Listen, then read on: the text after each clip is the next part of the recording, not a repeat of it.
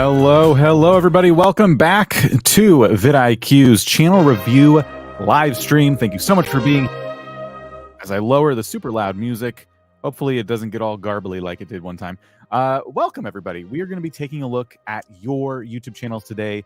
The goal is to see as many different types of channels doing all sorts of things as possible so that we can all learn a whole bunch about different things you can be doing to grow your channels. I'm going to try and give you as much advice as possible, as will Rob, maybe. He's having some technical difficulties, so I'm just kind of here alone right now. So you lucked out today. I mean, for real. I say that sarcastically. So because I don't have any introductions other than that, I guess we'll just kind of get started. If you're new here, please go ahead and give like a little raise hand emoji, just something to let us know, hey, yeah, this is my first time here.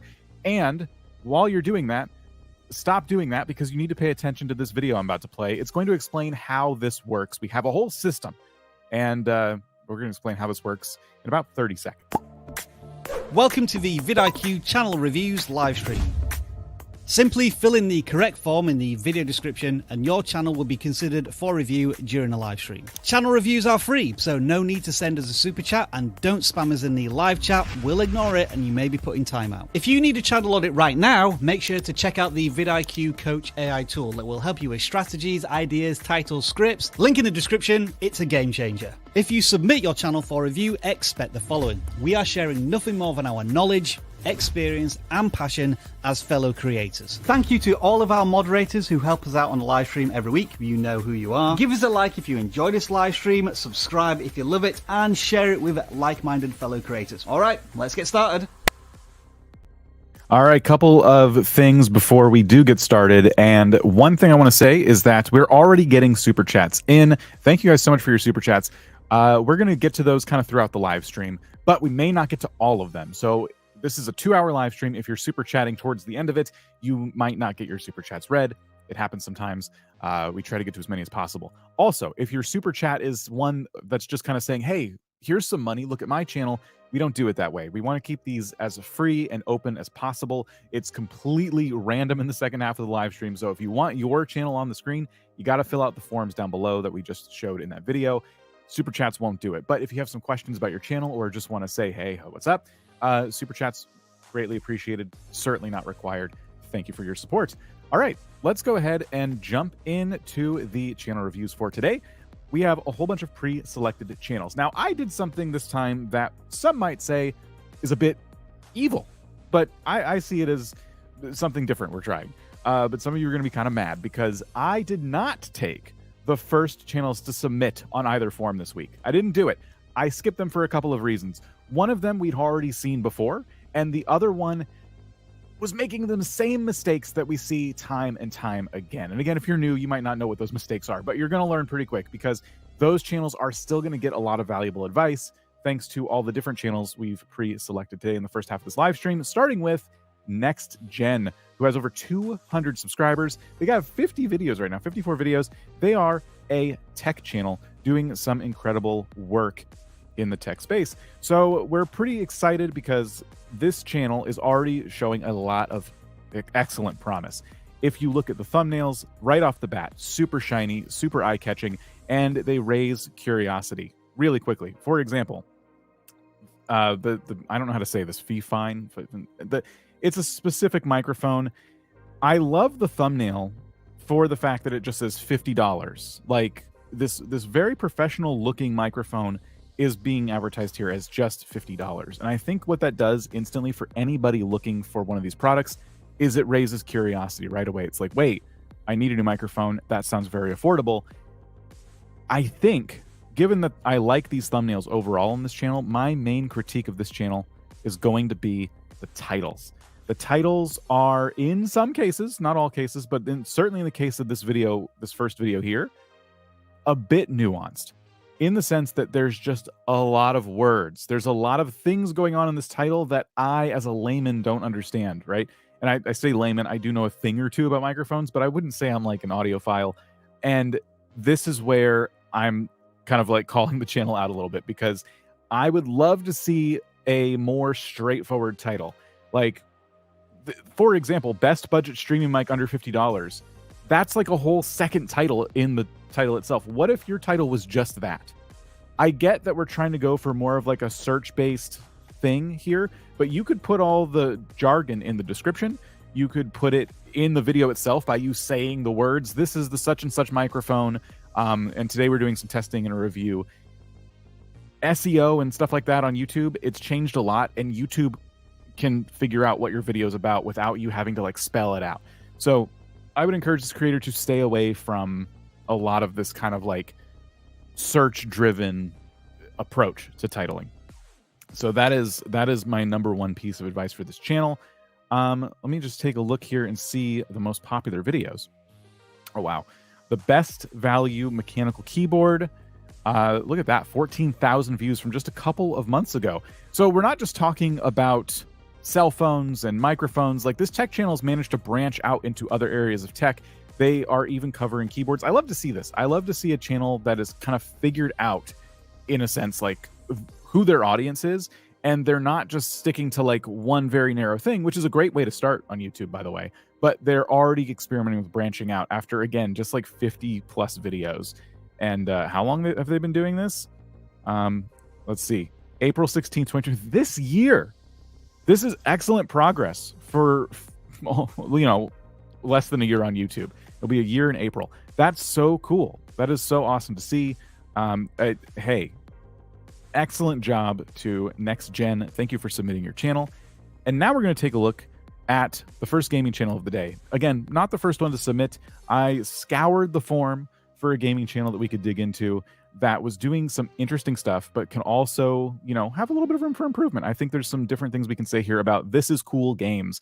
They have over 1,000 subscribers, almost 1,500, and 62 videos. So again, another channel with under 100 videos, already breaking some pretty big milestones.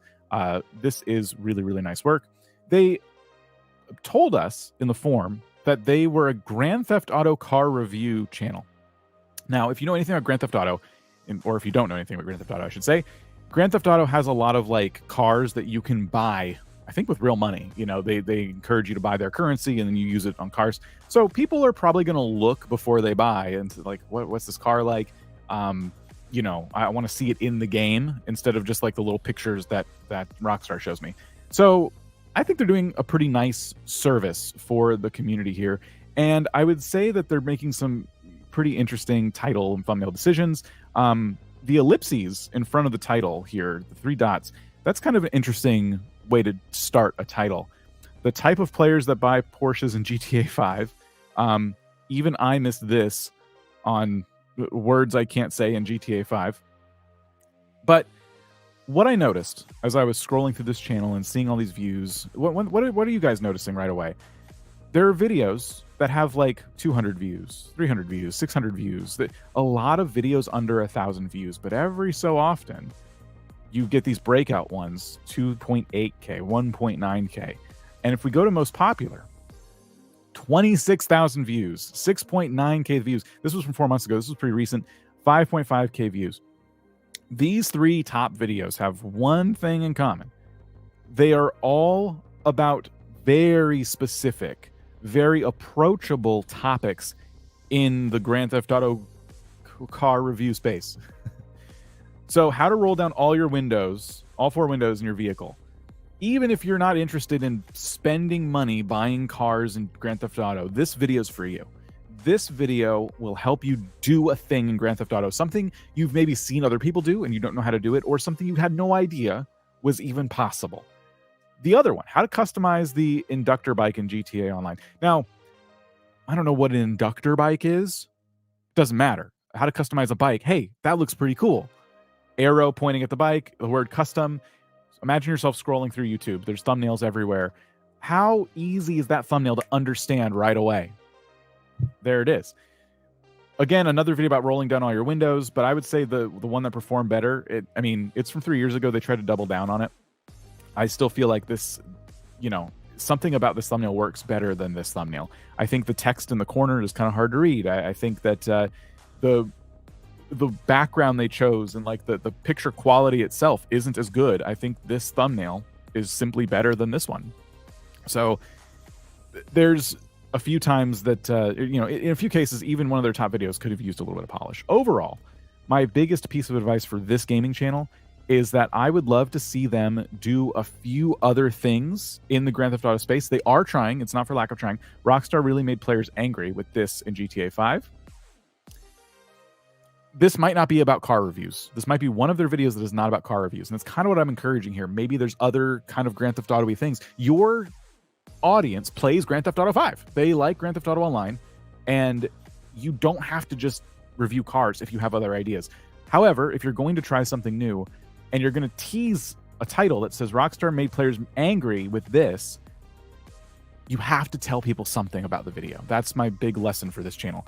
You can't just say, hey, mystery thing happened, and then show a thumbnail where mystery thing is still happening. We get no context looking at this title and thumbnail of even what's going to happen when we click on this video. None. We know that players are angry. We have not a clue about what. The thumbnail in this case, in my opinion, should have said, should have shown something that would make people upset. I don't know what they're referring to, so I will make something up.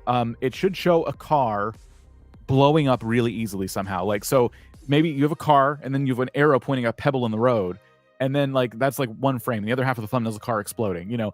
It implies that an update to the game made it so cars were really easy to blow up, right? That's what I'm saying. It needs to be obvious to the viewer immediately when they see this thumbnail.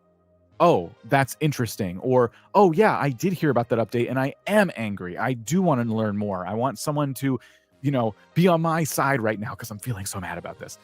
So those are my tips for This Is Cool Games, the first gaming channel we're checking out today. And now we have a bunch of super chats. So I'm so lonely, guys. We're going to get through these channels really fast. Let's go ahead and pull up some of your super chats.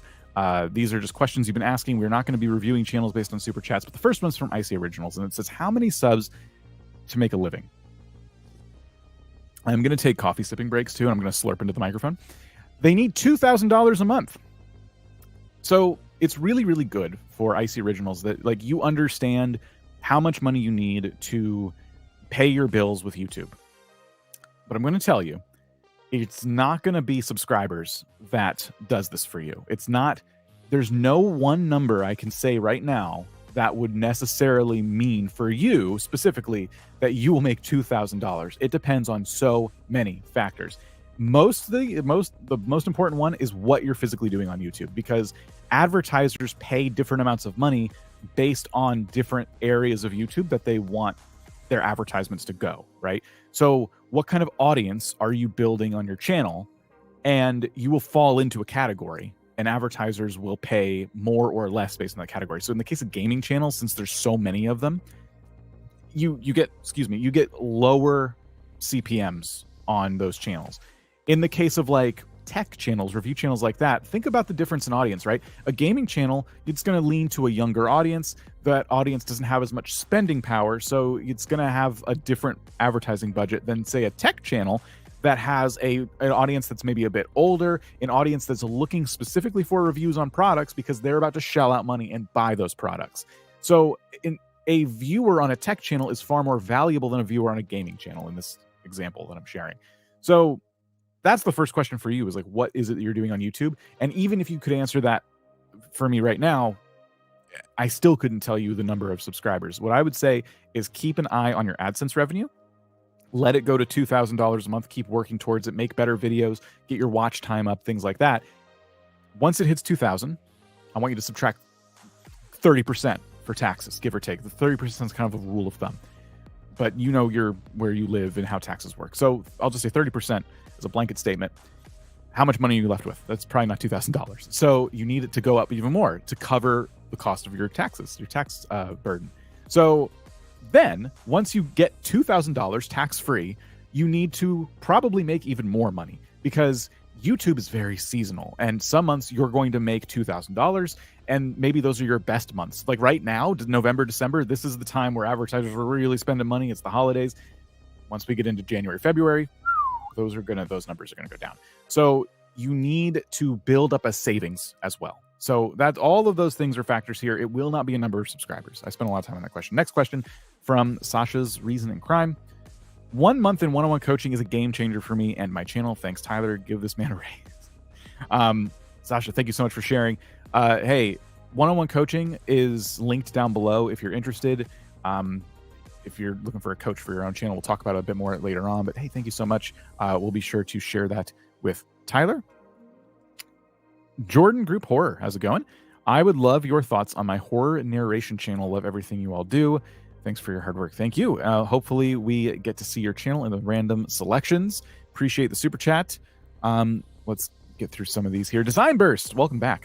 We're planning a video to compare living room designs with a $1,000 versus a $10,000 budget using Amazon products. Okay, I like this. What should we consider besides a disclaimer? Do copyrights apply if we're screen recording? All right, stand by. It's still very hot. Ow. You can screen record, as far as I'm aware, you can screen record like Amazon, if that's what you're thinking, right? You're going to show products from Amazon. I don't see any reason why you couldn't screen record that. I see people do it all the time, but I'm not a legal expert. You know, does that violate copyright? I mean, it's technically someone else's webpage, but I think in the case of Amazon, they'd probably like people to show products. But I can't say that definitively. I'm just not the right person to ask. But assuming it falls under fair use and it's fine to do. When you say disclaimer, I kind of wonder what you mean. If you have affiliate links, yeah, it's good to be upfront and say, hey, you know, if you want these products, they're linked down below. And by the way, those are affiliate links. So if you click those links, it actually supports the channel as well. So thank you. Like, that should be enough of a disclaimer to let people know that, hey, like, you know, I make money when you do this. And then the other things to consider would be just making sure your packaging, like we just talked about with the Grand Theft Auto channel, like make sure it's very clear. Like, I imagine a split screen thumbnail with like $1,000 budget, $10,000 budget, and maybe a piece of furniture or a room that looks like it kind of like maybe matches the vibe of the budget, right? Or you can show a thumbnail. This is why everyone needs thumbnail A/B testing, because you could try both of these ideas. You could show a room that looks spectacular and then have $1,000 question mark as like the budget for the room in the thumbnail, right? And you could try both of those thumbnails and have them kind of compete for each other. You will get this feature soon. We have it, we love it, but YouTube is kind of slowly rolling it out. So I hope that answered your question. Thank you, Design Burst, for all of your support over the whole year. I think you've been super chatting, so thank you so much. Excalibur, I've noticed shorts do help with gaining subs, but also have seen my audience retention tank near the beginning of my long form videos, sadly. Okay, so 1 second. That burns my mouth, but I'm still drinking it because I want it. So these two things, in my opinion, are two different problems. You have subs coming in from shorts, which means you're building an audience that primarily watches shorts, I would say. Your data will show this. People who are watching your shorts, only a subset of them are going to watch your long form videos. So just because you're getting people in from your shorts, that does not determine what kind of retention you're going to have at the beginning of your long form content. It just doesn't.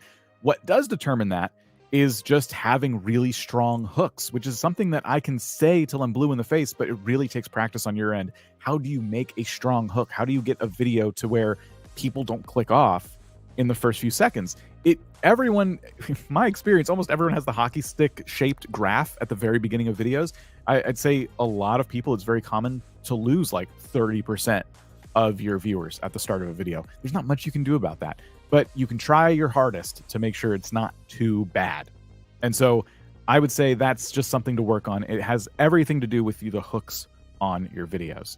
All right, let's take a quick break from Super Chats as I invite Rob onto the screen finally. Hey. Hello. Can you hear me? Yes. And hear me properly? Yay. Oh, everybody.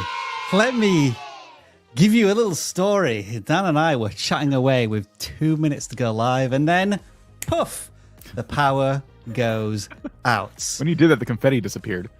It was pretty good, wasn't it? I'll try and do it again, shall I? Everybody! So, the power went out, and at the same time, the internet That was a bit early then. Too quick. You gotta wait. Went Maybe off. about now.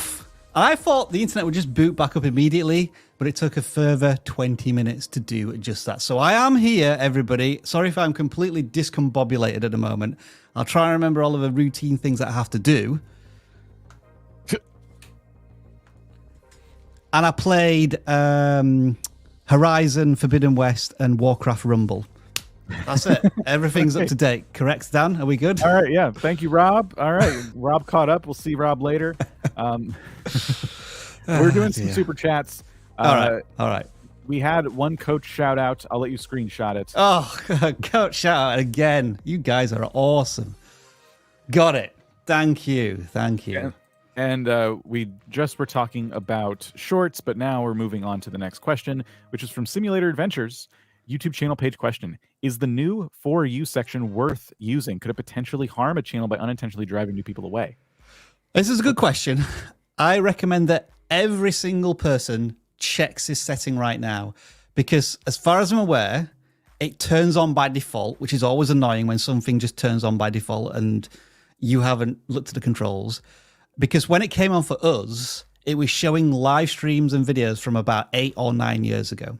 Now, that it is influenced by viewing history, and there are controls when you can tell it to say, all right, don't show live streams on the For You section and only show content from the last year.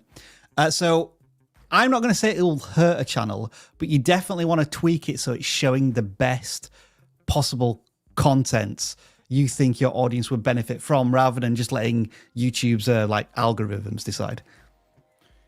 The other thing I'll say is that when YouTube tries something new, it usually unleashes it on the world, and then the new system has to learn lessons. Very true. It takes time. So maybe at first there's a bit of turbulence with new features, but over time it gets better and better. This is how YouTube has been since the dawn of YouTube. I will say my For You suggestions right now on my TV are a nightmare. I dared to watch one live stream where I just had Christmas music on in the background. I will never do it again. There is an entire row of videos on my TV now that is just those. Sometimes they're old, not even live, and sometimes they're live. They're all competing for each other, and they all have the same thumbnails. And it's taken a whole section of my For You stuff on my TV and trashed it just from watching one. I don't have a history of doing that. I just did it once. I regret it. And are you being recommended nothing but Hallmark Christmas movies right now? It's literally just live streams of fireplaces and music. That's it. Same exact thing over and over. Some people want to watch that. Some people do, but I don't need that many, especially in my whole entire recommended feed. Rebecca is my coach, and she is awesome. Oh, more screenshots, more screenshots. Trey, thank you so much. Got it. Again, Got coaching is down below. We'll do one more super chat and get back to channels. This is from DIY. How to switch from search to browse traffic. Thank you. Well, I highly recommend you watch the video we pushed out yesterday, which gives you an insight into how the algorithm can work in getting discovered through search first and then into browse is certainly doable. Essentially, you don't want to package up your videos as solution-based videos, like only something that somebody's going to intentionally search for. So this channel kind of got discovered first through search, but it didn't get many views through search because it wasn't a highly searched thing. But when the videos got views, it sent really positive signals to YouTube so that it would find a natural audience for that content. And it was a video game channel. But Kevin, the Epic Gardener, who we also recently interviewed, that's another video that's right up your street, where he was just raw search. And then he realized how he could turn those search-based pieces of content into more storytelling and emotion-driven. So there's a couple of videos on the channel that we've done recently. Highly recommend you watch them. I have a similar example in a video I'm working on. It's going to be our January 1st video, especially if you're a gaming channel, you're going to check it out. But I'll show you a sneak peek of it because I'm really excited about what I've found here. Hopefully I can find it again because search can be a bit finicky here, but Minecraft 1.21, okay, update. So a lot of people are going to type this in right now because there was an update not that long ago and they want to learn about it. When I did this, I did not get shorts, so we'll see if the video I want pops up. There's a video. Here it is. So you have all these channels competing for, they're doing listicles, they're talking about all the things in the update, and they're massive channels in some cases with over 1 million subscribers. But you have one channel that has 6.5K subscribers and 790,000 views. What did they do different? All I typed in was Minecraft 1.21 update, and boom. Why Minecraft 1.21 is the tipping point for many fans. This is a channel that is competing with titans in the Minecraft space. And titans. I like that. They are showing up in search for the most basic search term because I think they hit on some emotions that a lot of people have about the new update. And whenever a new update comes out, there's going to be emotions. You can't make everybody happy. So it's kind of a sure thing that you can always do something like this. But the thumbnail is really pretty. It's probably just one of their marketing materials. I think I've seen this image elsewhere. But then this isn't working. Just some very simple text. This is, I think, a great way to rank in both search and browse. You know this got some browse traffic. So that is just one example. I also have other things about this channel I dig into in the video coming out. So if you're a gaming channel, stay tuned January 1st. I'm really excited to show you that video. But all right, why don't we get back to looking at some channel? Yeah, so essentially all our super chats this week are just us plugging either videos that are already on the channel or future videos. Yes, absolutely. Okay, so I've done 2 channels so far. All right, yeah. So bring me up to speed, Dan. Where are we at with the audits? I did not take the first 2 channels to submit. I did something. Right, yeah. I did an evil, but we've already covered those channels. So now we're going to bring up the channel you picked. Okay. Which is the Rural FNP Student. And everyone, can we just give like a round of applause for Dan, like running the first 20 minutes of this by himself? Because I burnt my tongue. These live streams are hard and they are brutal when you're by yourself because you've got to do everything. So Dan, like, you could have easily just said, "Nah, we'll just drop this on the head." Like, you get the live stream bomb award this week. So everybody in the chat, do share your appreciation with Dan. So the Rural FNP Student. Here are the stats: 2 subscribers, 11 videos. Videos aren't even getting 20 views at this point, but I think this is a fantastic channel because they have a very, very narrow niche to start off with, which is, I guess, educating and helping people in a similar position to themselves, which I think is rural health practitioners. FNP, I'm still trying to get used to that word because I don't know what it means. I think it's something nurse practitioner, but I'm not sure. I can see it in the titles like nurse practitioner. So I think it's kind of like Think Ali Abdal. I'm sure he was in this kind of similar space to begin with, like helping medical students. So he's found his target audience. And if you look at the titles, like they are all geared towards the nurse practitioner, like using existing ideas, like gift ideas over the holidays, but for nurse students. And you think, yeah, nursing students probably do want a certain type of present beyond the joke stethoscope or something along those lines. The thumbnails, I think, for a channel of this size are also, serviceable. There's a little bit of work that needs to be done here and there, but I think they're already evolving from the few videos that they've made. Maybe just reducing the text a little bit, reducing the elements a little bit, but I can see an evolution already from video 1 to their latest video. And yeah, it seems like they have a list of ideas for videos and they're working through them brilliantly. So I just want to encourage this creator at the moment, try not to panic about the slow growth. Like, you are making good quality content, I believe, and YouTube eventually is going to find the audience. I almost see like one of these videos in the future just like popping off and it gets like a few hundred views and another one gets like a couple of thousand, and that's where you'll find your audience. And just the last thing, Dan, if you just click on the most recent video, I'm assuming you still don't have audio working, correct? Yeah. Okay, so if you just bring this back to the beginning, and you can listen to it, Dan, but like, in terms of the setup of the studio that they have, they've got like that primal branding of wearing the scrubs in the video. Like, there's some soft lighting in the background. He's well lit. He sounds really good. Again, these are all absolute fundamentals that this channel's nailed down. If I was to add a little bit of constructive criticism, it is just a talking head for the majority of this video and like a bit of text appears on screen. But, you know, we're probably missing, you probably haven't got enough B-roll here. Like, he's recommending these mugs, but like, did he actually buy one to maybe demonstrate it? You know, that's kind of perhaps going the extra mile in that sense. But again, Dan, for a channel that only has 6-7 videos, I think it's a fantastic start. Yeah, this is, especially content like quality wise, this is excellent. Yeah, I agree. Yeah, blown away. Usually like a channel that with 4 subscribers, their videos do not look like this. It's there, you know, and honestly, it's okay if they don't. Like, you should be worried about other things. You don't need to have perfect looking lights and backgrounds and stuff. That can come later.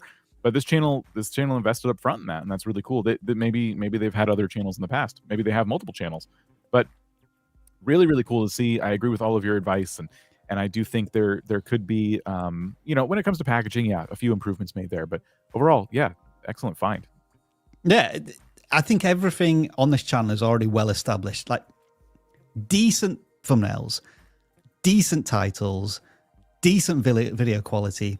Now we just need to find an audience. And I think if this creator continues like this, hopefully I'd say within 3 months' time, they'll have a breakthrough of some kind. Yeah, look at the output as well. That's 6 videos in 2 weeks. So that's a lot of videos. I'm hoping that like the batch quite a few to begin with. I hope we're not running at this pace as well as being a nurse practitioner and trying to run a YouTube channel like this at the same time, because they've been burning many candles at many ends in order to do that. Yeah. All right. The next channel we're taking a look at is Traveling Beyond Boundaries. We have over 1,000 subscribers, 69 videos. And I help people navigate the world of Princess Cruises. So immediately we get a sense of what this channel's goal is as a creator. That this is what they want to do. Very specifically, Princess Cruises. I don't know. I've heard of like the Crown Princess. I don't know if that's like I don't know much about cruises. Either way, it's a company. I think Princess Cruises, the same as like Royal Caribbean and P&O. Yes. And I'm curious what the certified aspect of that means. Oh, yeah. That's a good point. Certified expert. Maybe this is why, because the first thing I was going to say is why only Princess Cruises? If I'm going on a cruise, I'm probably going to shop all the different companies, right? So it feels like a very easy win for this channel would be to branch out and compare the different, you know, companies, but maybe they're certified in the sense that Princess gave them like some kind of certification, but as a result, they don't feel like they can talk about the other cruise lines. That's what is it? Possible. What does the about section say? Maybe it explains it a little bit more. There could be like an ambassador of some kind.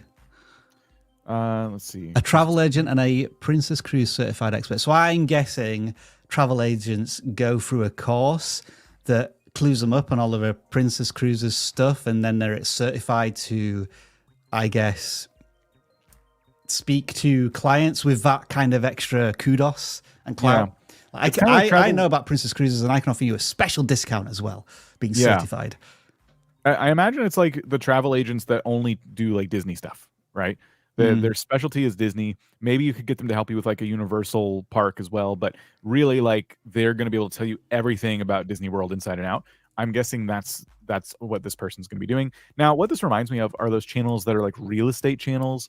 They're in a very specific area, and they don't get like a lot of views because they're only going to be talking to people who specifically want to move to that area or maybe move within that area. So in this case, I feel like this channel has more potential than one of those because people take cruises and it doesn't matter where they live. They're going to fly to where the boat's going to leave and they're going to get on the boat and go on their cruise. So there is some potential here, I believe. So let's just look at the most popular video. We have a lot of videos here. It looks like we have videos about your daughter, got a lot of views, but then we kind of move on to more focused on your biggest cruise related video. Princess Cruises Boarding Process 2023, our embarkation experience. Yeah. Now, I immediately, like, you're already nodding your head. Like, this feels like really valuable. This feels like a very good video right up front. Yeah. When we were researching our cruise, which we went on a few months ago, the things that we were interested in was the cabins. We're always interested in what the cabin looks like. Then the next thing is what the food is like, then the entertainment, and then like tours around the ship itself. So what I'm thinking for this channel, Dan, especially at this time of year, because I sense the holiday season is a time where many people are booking their cruises for next summer. I'm just thinking of all of like the big listicle breakout pieces of content. So Discover the Splendors of Alaska Crown Princess Cruise Vlog 2023. That feels a little too family, maybe storytelling driven at this time of year. I feel as if you should be front loading all of your content now for like the listicles, like best 5 princess cruises to go on in 2024, the best cabins to rent. What would be the right word? The best cabins to book on this cruise. You won't believe what the cheapest one, or something like that, to create a bit of intrigue. And then another thing I noticed, Dan, is that the most popular ones, they may be skewing the audience a little bit because they were about, I think, an adoption journey a few years ago. And I don't feel as if that fairly reflects the recent content.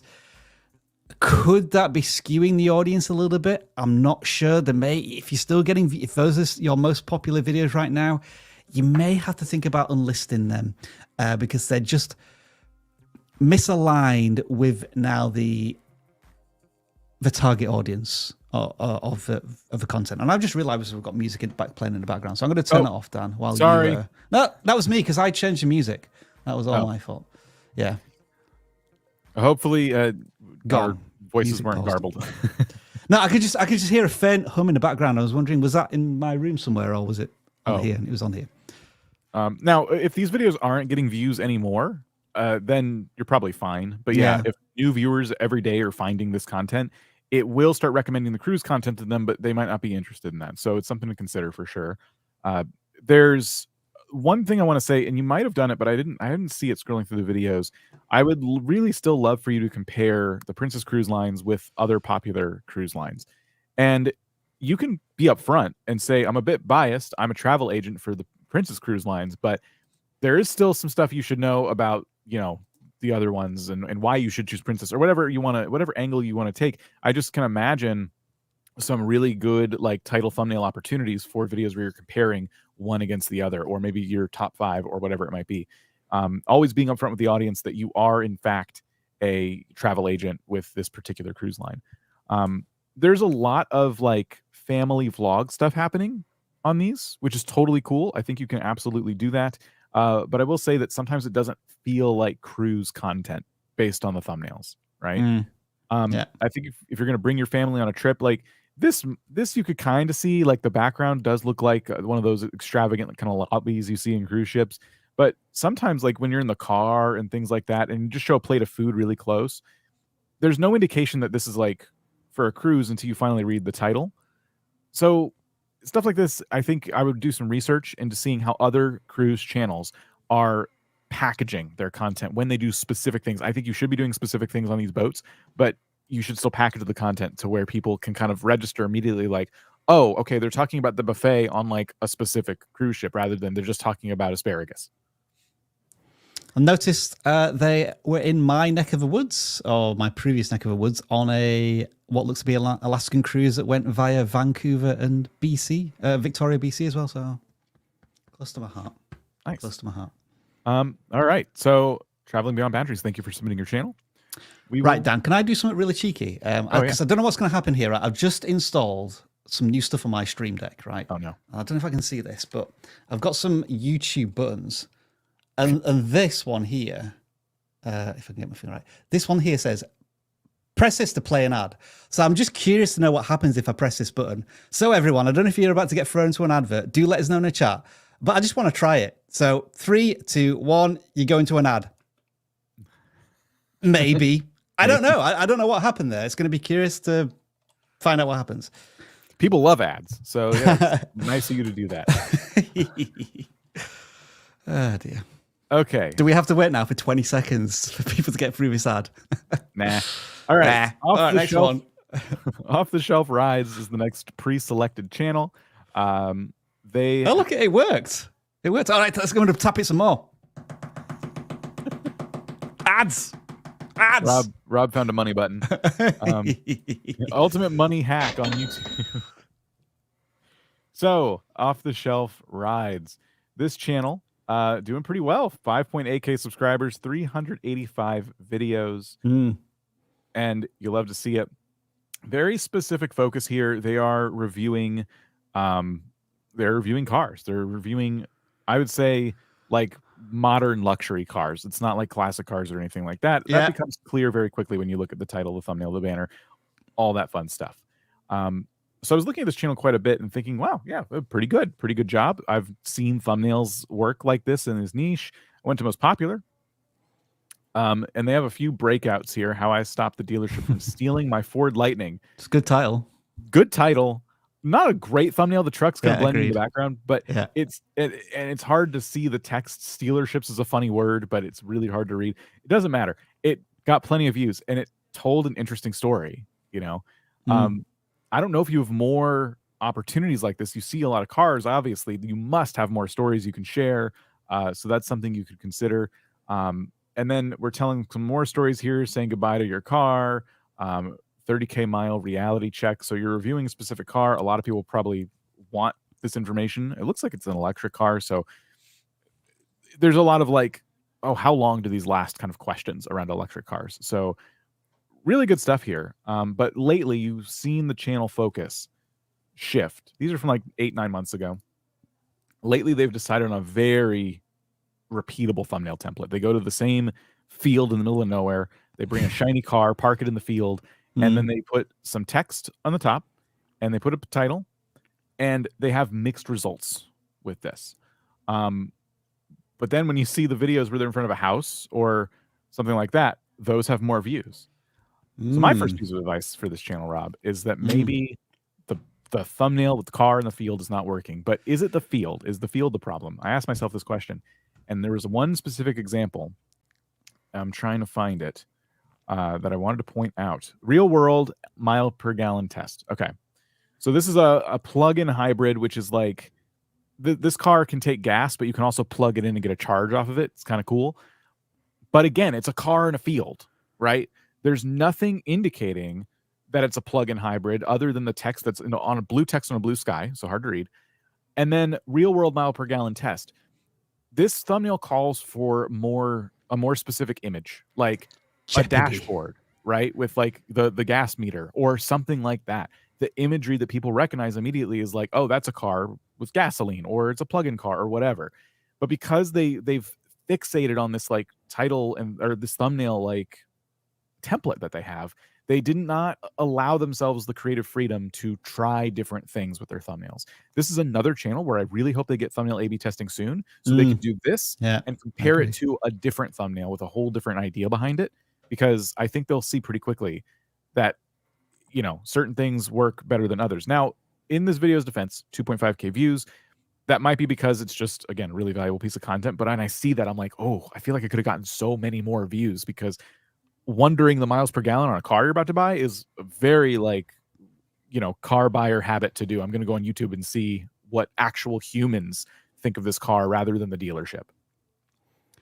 I get a little bit of a Top Gear vibe to the thumbnails, and they look visually nice. But as you say, Dan, is there a lack of intrigue and curiosity, coupled with probably a very competitive space, that's meaning that these videos aren't getting the clicks that the creators desire? Another question I would just ask as well is, if you just scroll to the top for me, please.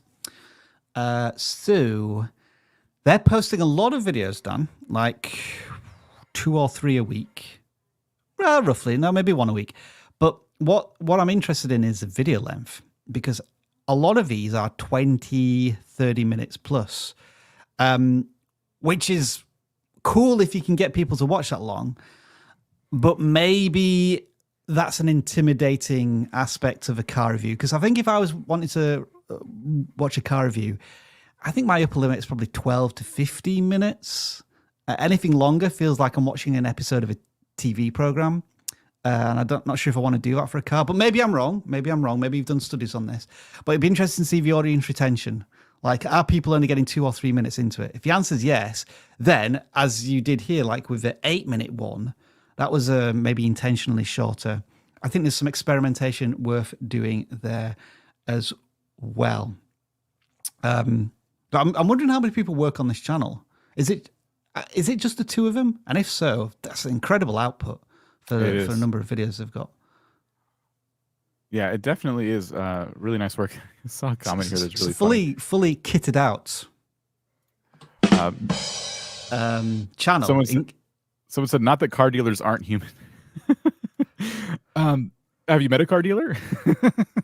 It does go back to an interesting point, though, doesn't it? Like, maybe they should try and tap into that topic a little bit more about how to buy cars without getting ripped off or feeling as if you've just been screwed over by the dealership.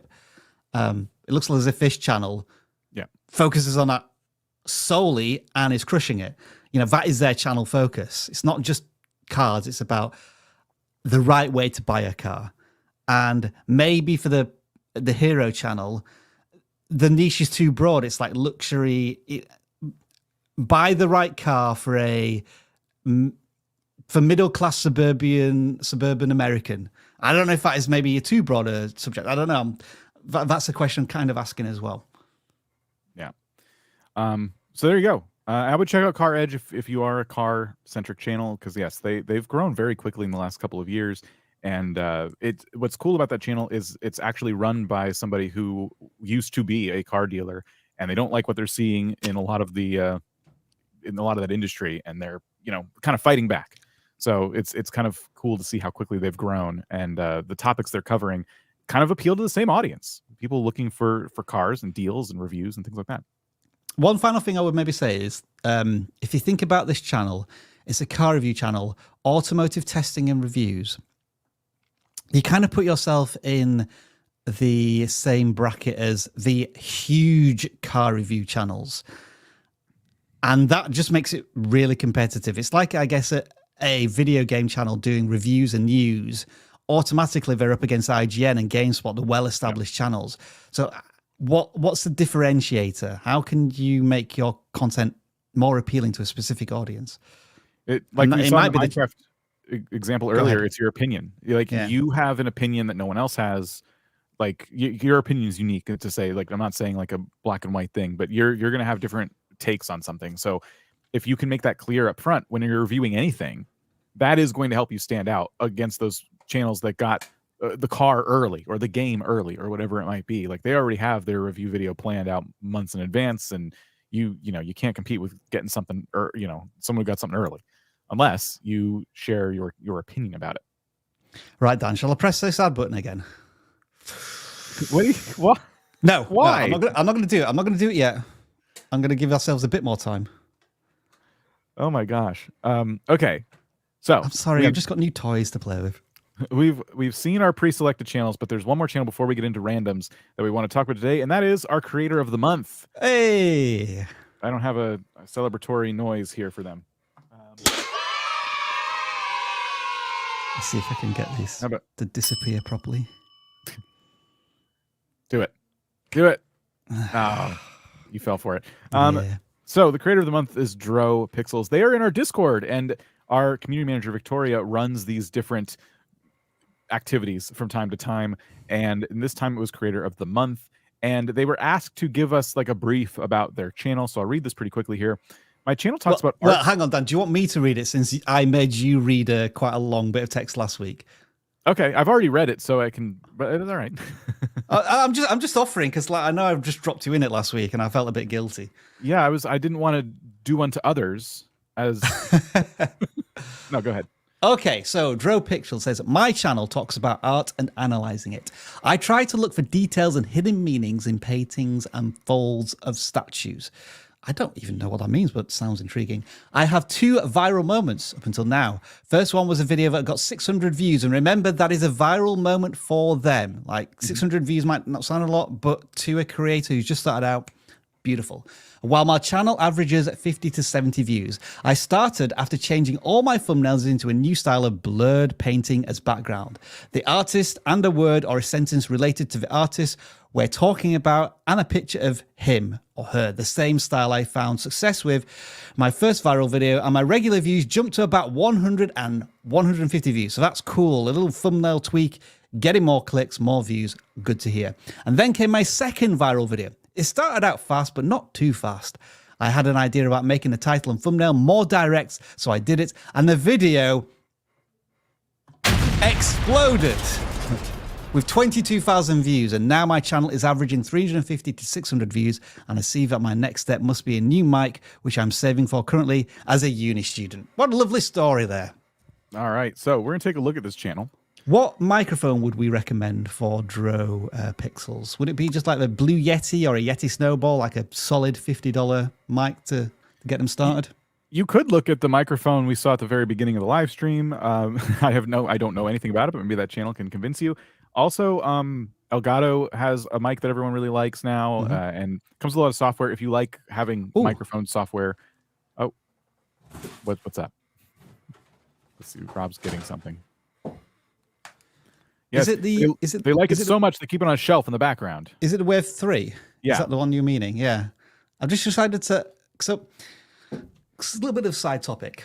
I'm convinced that I can make condenser microphones work off computer. So, like, can you plug this into a USB power bank? So not into a computer, just into a USB power bank and then use it as a mic.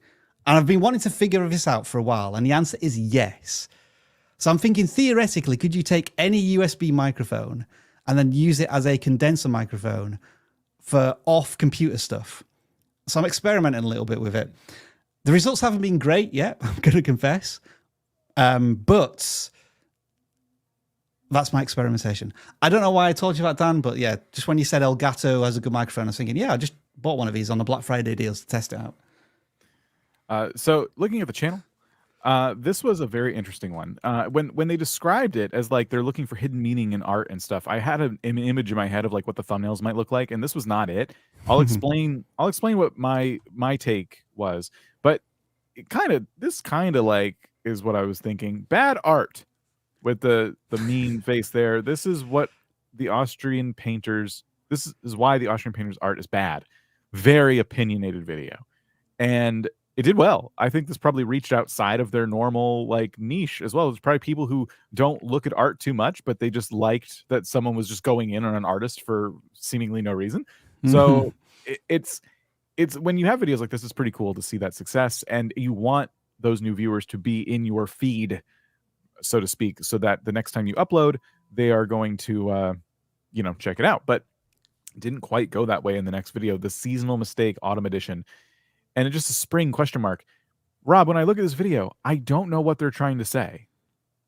And that's where I think the huge differences between the previous video and the next one.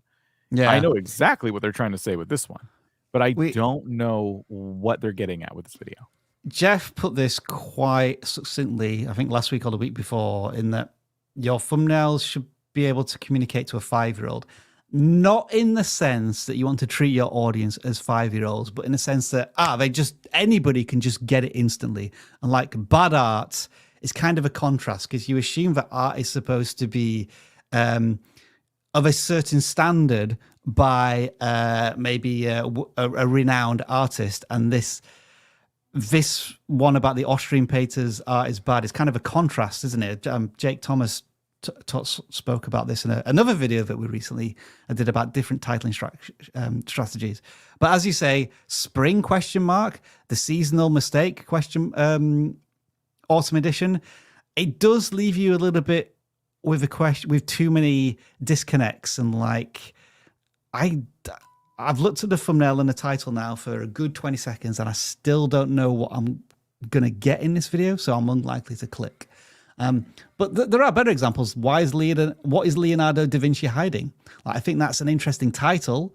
The thumbnail could probably do with a bit more work, because it's just Leonardo da Vinci with the Teenage Mutant Ninja Turtles, I guess, eye band around, which a lot of people do.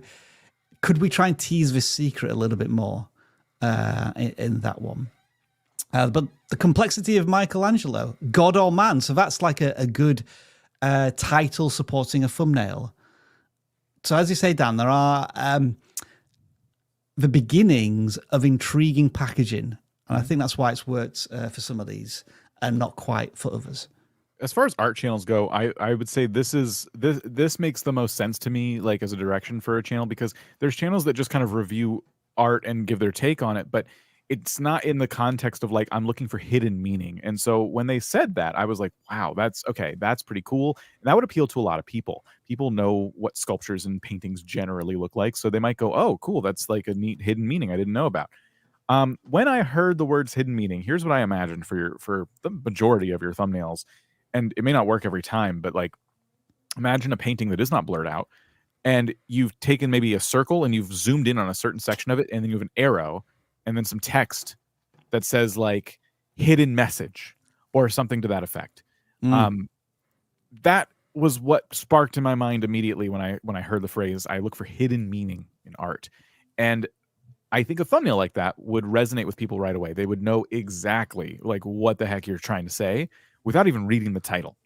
And that's a really good position to be in. And it's something, if you have the opportunity, I would encourage you to try with a future upload.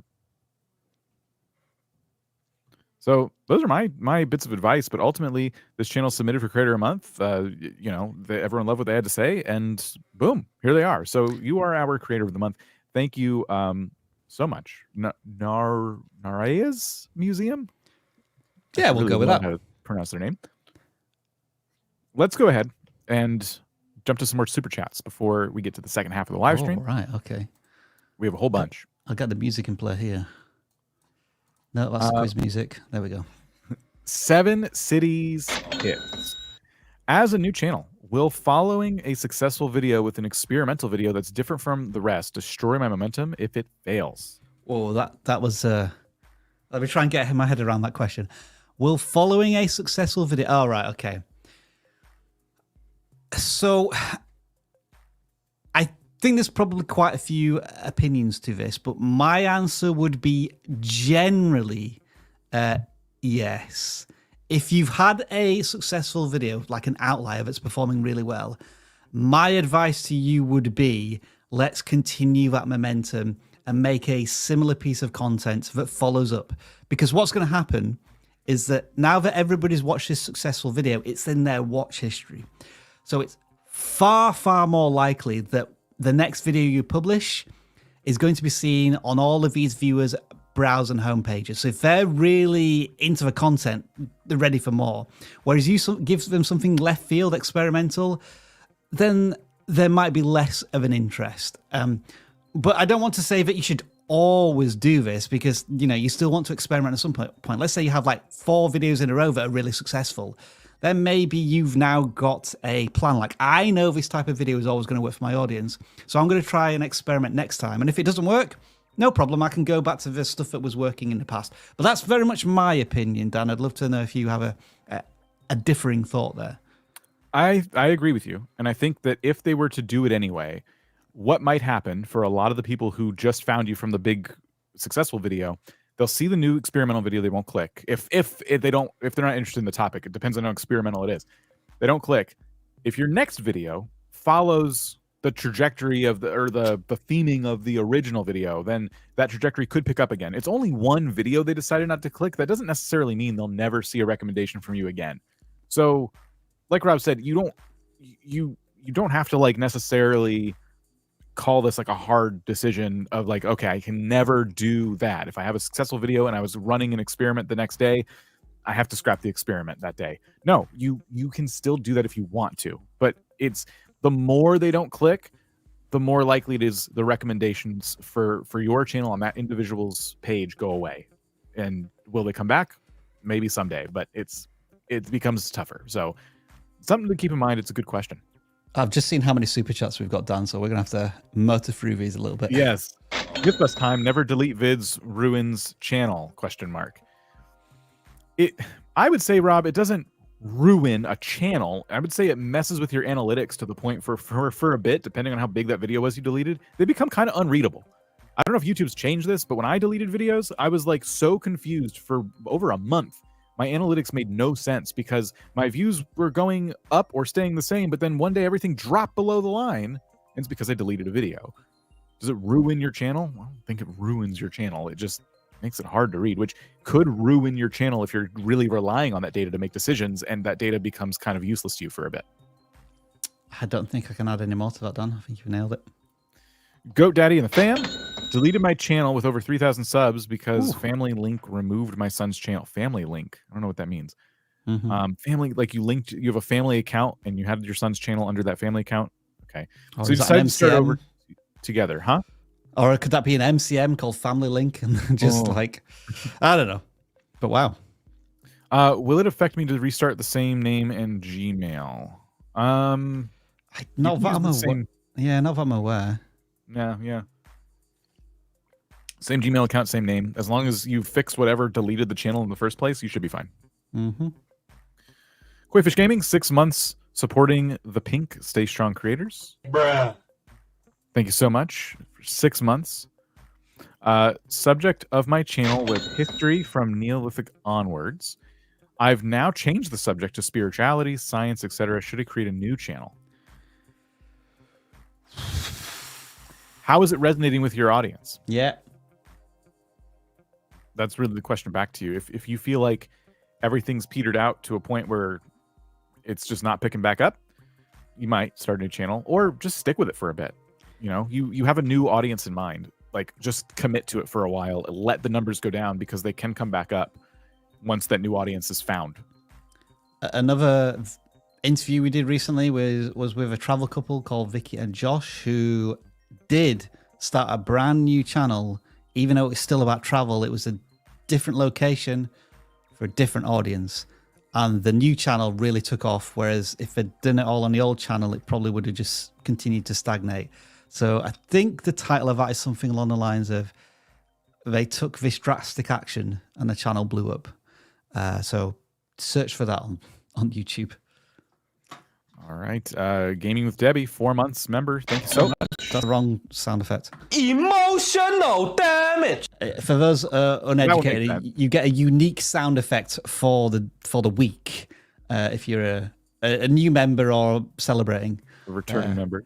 Yeah, returning member. Go Day and the fam. Another super chat. Thank you so much. Seems to be doing better. Gained 140 subscribers in 3 days, but it was way more sporadic. So this was they have started a new channel. I guess it will be if it's a new channel. Yeah. Because there's so little data, you're gonna have massive spikes and troughs. Things will start to level themselves out as you have more videos and more data. I use AI generated images for visuals for my car documentaries. My question is if that's a good idea or I'm beating around the wrong bush. I have 600 subs, 1,400 hours in 2 months.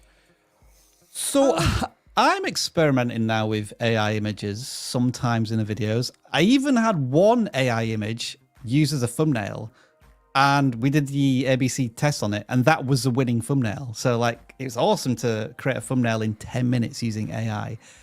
I guess, and I think we're going to be giving this answer to a lot of people, Dan, in the next 12 months. AI should be used as a tool to complement the skills that you have as a creator, not to, yeah, thank you, Dan. That is the one. I think it was something along the lines of an AI YouTube robot. And then I just stuck banned on the right-hand side because it's about the new AI rules coming into effect. So, yeah, I don't think you're beating around the wrong bush. I mean, it could be interesting, like if you made a content which was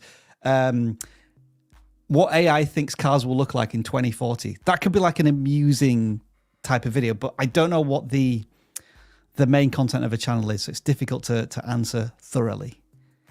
Yeah, I think it depends, because if you're making a car documentary, people have like an expectation of like what these vehicles look like. They're you know, a lot of vehicles have like a unique design, and if you're just using AI, it depends on what the video is about, what's being said, because there's a chance that AI image makes someone think like, oh, they're not really talking about the car that I'm remembering. Like it's all nuanced. It all depends on how the stuff is being used. So I would ask yourself every time you're about to use one, ask yourself if what's being said in the video is going to match with the AI image, and then is it going to put somebody off, right? Is it not better to go out and find an image of the actual vehicle you're talking about rather than AI?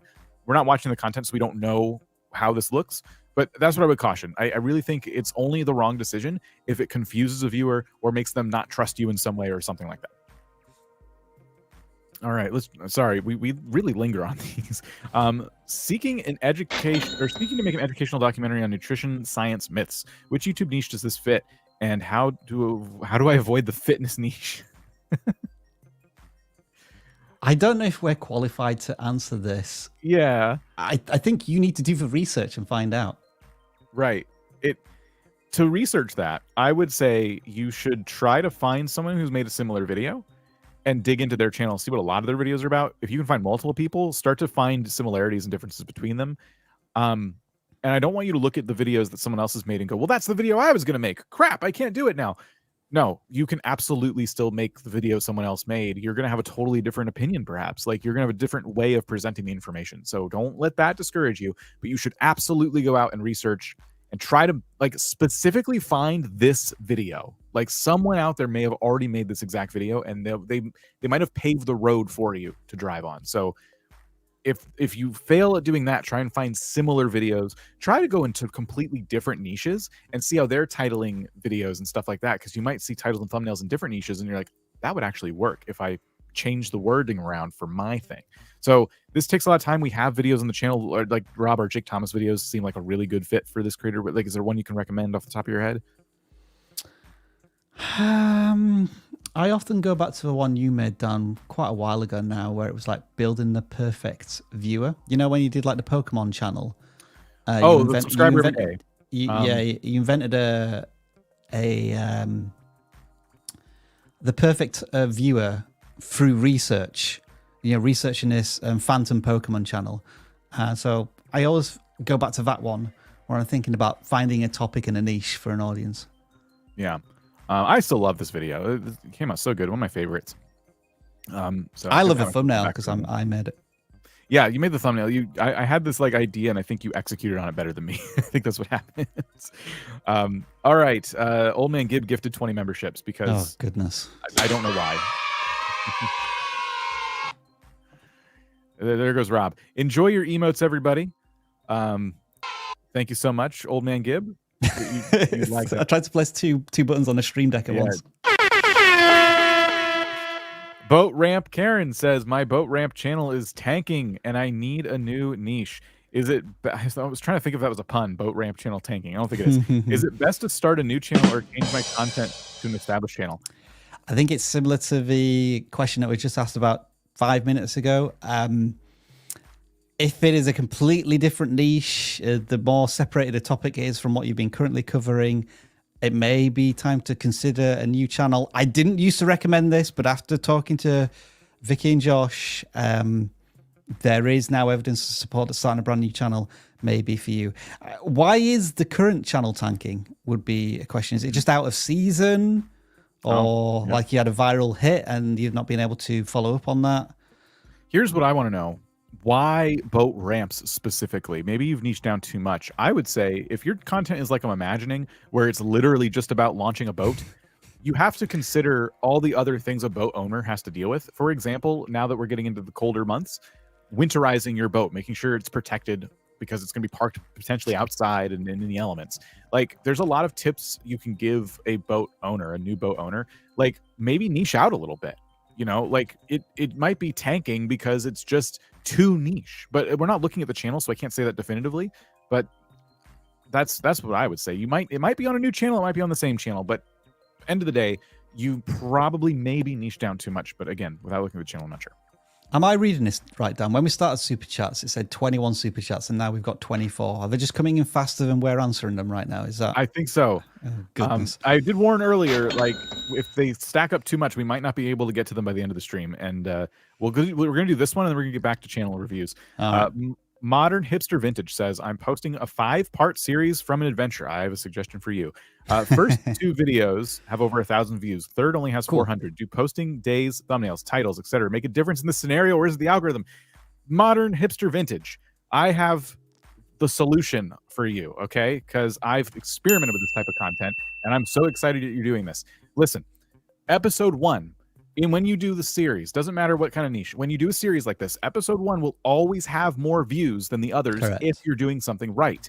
I say that because people should be going back to episode 1. When a new viewer finds episode 3 and they're like, I want to see this from the beginning. What are they going to do? Episode 1. Well, episode 1's been around a while, so it's already getting views. So it's just naturally going to be ahead.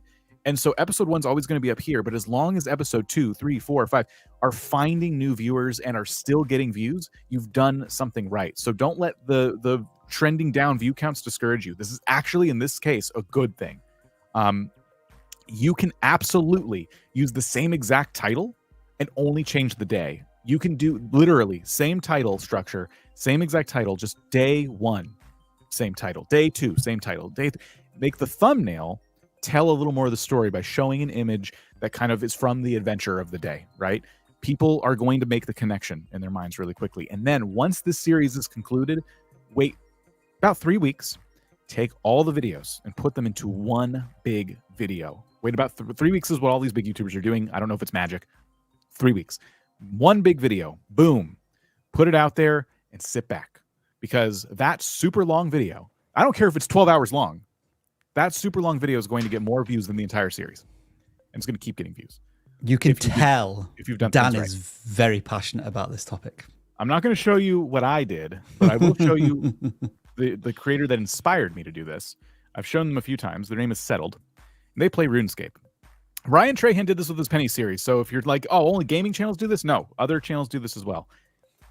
They had a series that ran for like a couple years, and it's called Swampletics. And once it wrapped up, they made a 12-hour video of the entire series, and it blew up. Where is it? I will find it. It's this one. Swampletics, 5,000 hours in Mauritania, full series, 12 hours and 8 minutes, 4 million views. It was 3.9 million yesterday. I know that because I was looking at this channel yesterday for another project I'm working on. It got potentially 100,000 views in a day. I don't know if it was probably really close to 4 million, but listen, it's at 4 million views now. It was at 3.9 million yesterday. It's over a year old, and people are still finding it, and people are still watching it. This works. People love to have these videos on the background. People love they don't have to have a clunky YouTube playlist pushing them all over the platform. This is a game changer if you do a serial piece of content. If you've planned it all out and then you put it into one giant compilation, winning strategy. It doesn't work for literally everything, but certain channels like the one we're talking about right now with the super chat, do it. Okay. Right, Dan. So we're going into the random section of videos right now. So what's going to happen is that some of you are gonna see an ad, and some of you are gonna see the I guess the best thing Dan's ever done. So Dan, we'll do it in 3, 2, 1, right? So 3, 2, 1.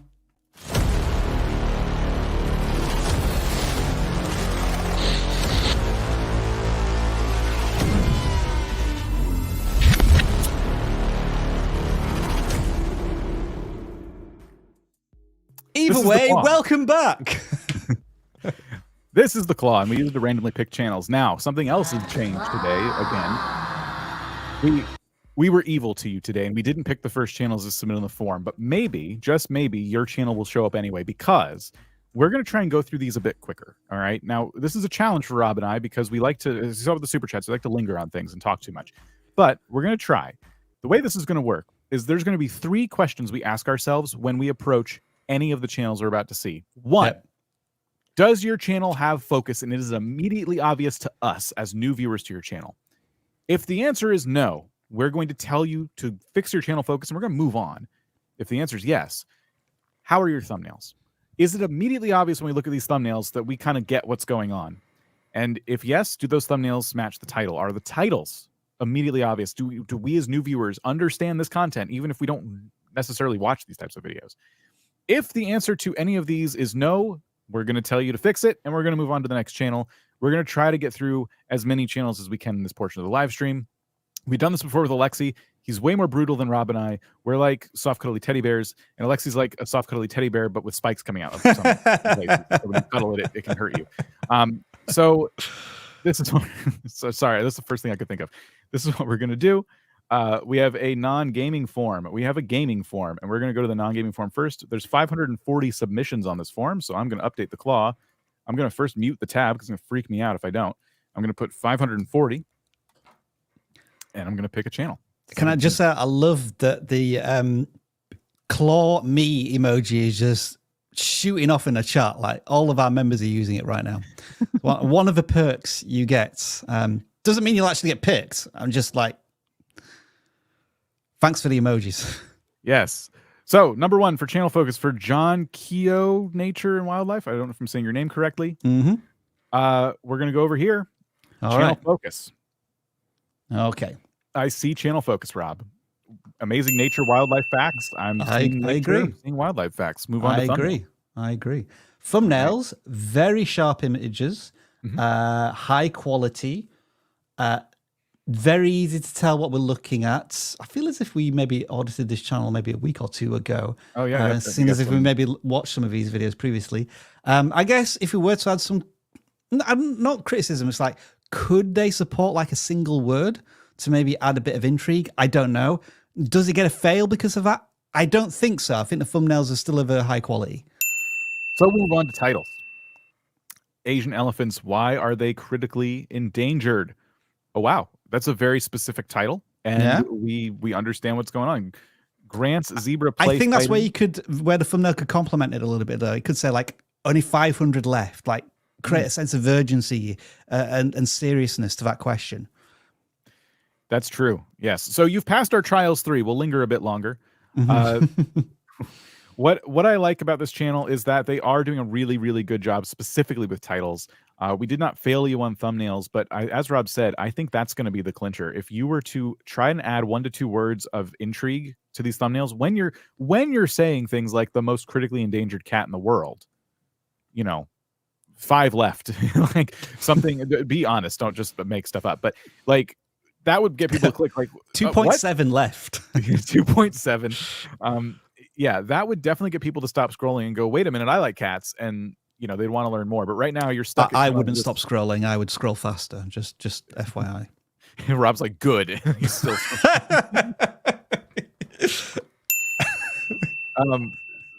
So yes, you definitely taken the advice of not using too much text in thumbnails by kind of stopping your text use in later thumbnails. But in some cases, text can be really, really nice, especially when it's a picture of a cute animal, but there's just to me, when I look at these thumbnails, I see a channel that's just possibly going to show me a clip of an animal doing a cute thing.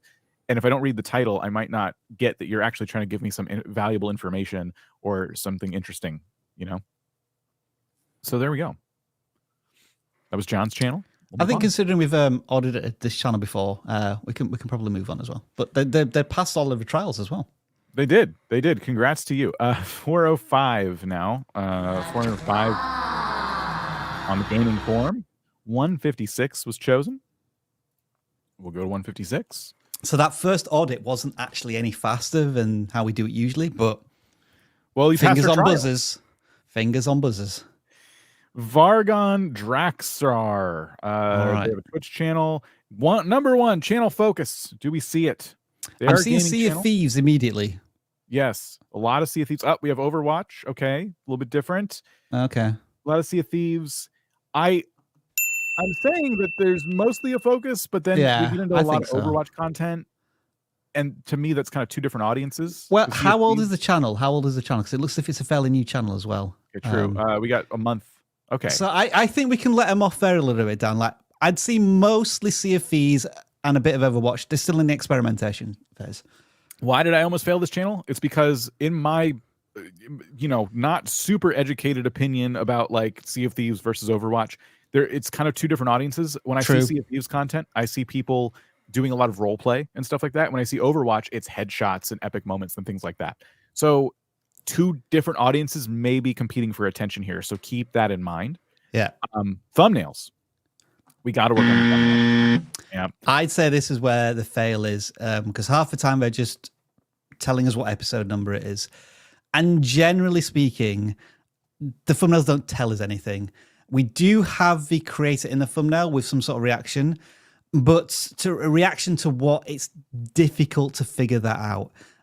So definitely more is required from the thumbnails from that point of view. Yep. If you agree, Dan. Yeah. What happened at our first Siren Shrine?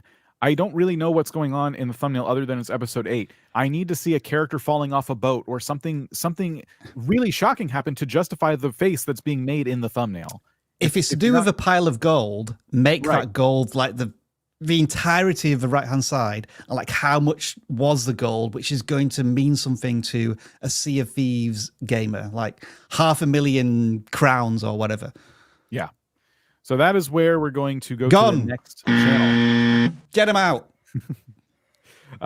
We are at 561 responses on the form. You know what I should do as well? Every time somebody fails, I should play an ad. Oh my gosh. And I'll just blame the creator. You caused us to play the ad. Yes. Now advertisers, give us money. All right. Arietta's Vintage Life with 2,300 subscribers, you say. All right. Yeah, all right. Yeah, look at that. 53 videos. Now, channel focus is our first question. What's going on? Do we understand the channel focus right off the bat? I'm giving them a yes. I'm seeing a lot of 1950s vintage outfits, and I think it's centered towards female representation in the 1950s. So I would give him a tick there. Yes. I see that too. By the way, the next time we do this, I do want to look at the videos themselves. I'm just, I'm remembering we do have a fourth thing we used to do, which was look at the hook. I just don't have sound on today, so I can't do it. Yeah. But next time we can do it. Anyway, let's take a look at popular just to like change this up a little bit and just see how they're doing thumbnail wise back 7 years ago versus now. Wow, they've been around a while. Yeah, goodness. 1940s fashion show. I would say, given you've been around for a while and your biggest video is 2.3K views, I would blame the thumbnails in this case because you did a good job in terms of like the split screen and stuff, but the text is almost impossible to read, and I'm just not sure what's being communicated. Let's go back to the latest ones because we don't know when those thumbnails were made. There is a kind of I describe it as a Canva feel, whereby they've built this out in Canva or some other thumbnail designing tool, like picked backgrounds that just don't really reflect certainly the time period. And I've seen the look glam at home. I've seen that font so many times now on thumbnails that it just screams of template design. Yeah. And, you know, I guess for the time period, you want to showing off the fashion, the beauty and the colors. And unfortunately, the background color palette kind of is too dominant in these. So again, Dan, would you agree that thumbnails is probably what they need to work on? Thumbnails, definitely. But I'm not going to like completely disregard this channel yet. It's so unique and so interesting. I want to make sure we linger on it a little bit, talk about titles, and maybe even like what's going on in the videos themselves a bit. I want to talk about titles because, again, I've just not seen a channel like this before. 10 Beauty Secrets from the 1950s, Smart and Practical. This is really like a cool, intriguing title. I think they're doing a good job on some of these. It's just, again, we're going back to thumbnails. I'm not seeing the 1950s imagery that I expect to see from that title, right? You've really, really depended on text and old style like animation, but we're not seeing enough of this on the right here where you have like the picture of somebody. I want to see, it looks like you actually apply a lot of like makeup and stuff to try and like capture that look. This would have been the perfect thumbnail for you to be like front and center and applying some makeup or something like that.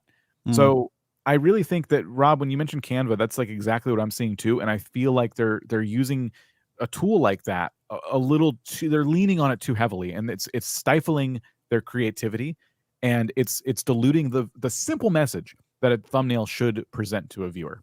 Let's do a quick search. 1950s outfits. Hopefully that should give us some decent thumbnails, or just lots of shorts. Lots and lots. You should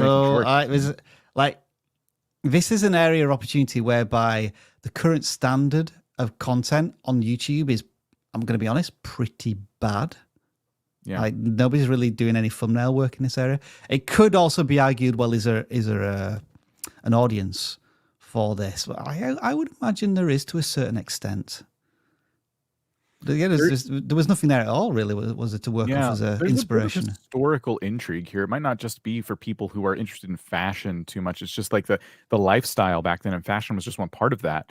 So they could even branch out a little bit. But yes, I would be doing more like 1950s clothing trends. I don't know. 1950 style, what women wore in the 1950s. So you know what? I'm seeing this is not the first documentary I've seen since we've been searching around. The documentary says video essay. You might consider doing a long form documentary or video essay about like a whole bunch of things you've observed having studied this space for a while. And you could pull in a lot of new viewers from that. You could pull in viewers who just, you know, people like me who are just intrigued and not necessarily looking for like fashion specific things, just like, what was it like? Why was it like this? We've seen a lot of TV shows and movies. Have any TV shows or movies got it wrong? Have any done a really exceptional job? Like, you could compare different shows and things. Like, there's so many different ways you could take this content. And I would be experimenting with the topics, and I would be improving the thumbnails along the way. I think you're doing a pretty good job with titles, but think about the topic now. What are these topics? Maybe that should be our fourth thing, Rob. Like, are the topics of these videos of interest to an audience? If the titles are good and the thumbnails are good, what about the topic itself? I'm going to add that as a banner. Okay, from now on, we're going to talk about topics during the segment. All right. Okay. So do you think this video passed then or failed? I think it passed, but I think there's still plenty of room for improvement, which is, you'll have to see it. Yeah, I'm trying to move you on. While Dan's picking the next channel, I'm going to offer you all a compromise, right? Since there is 911 people watching, but we've only got 582 likes. If we can get it above 700 likes within by the end of this channel audit, then I won't play another advert. So come on, work with me here, people. Work with me. Bribery. Scoundrel. Okay. Rob, it's a gaming channel. They claim they do high pixel bed wars. All right. I'm not going to have any clue whether or not this is got the focus. Okay. Right. Number one, channel focus. 3 videos. After 3 videos, the channel focus. Yeah, I guess so. Yeah, they just got started a month ago. All right. Thumbnails. You know what? Again, for a channel with 3 thumbnails, 3 videos, they're all right. They're all right.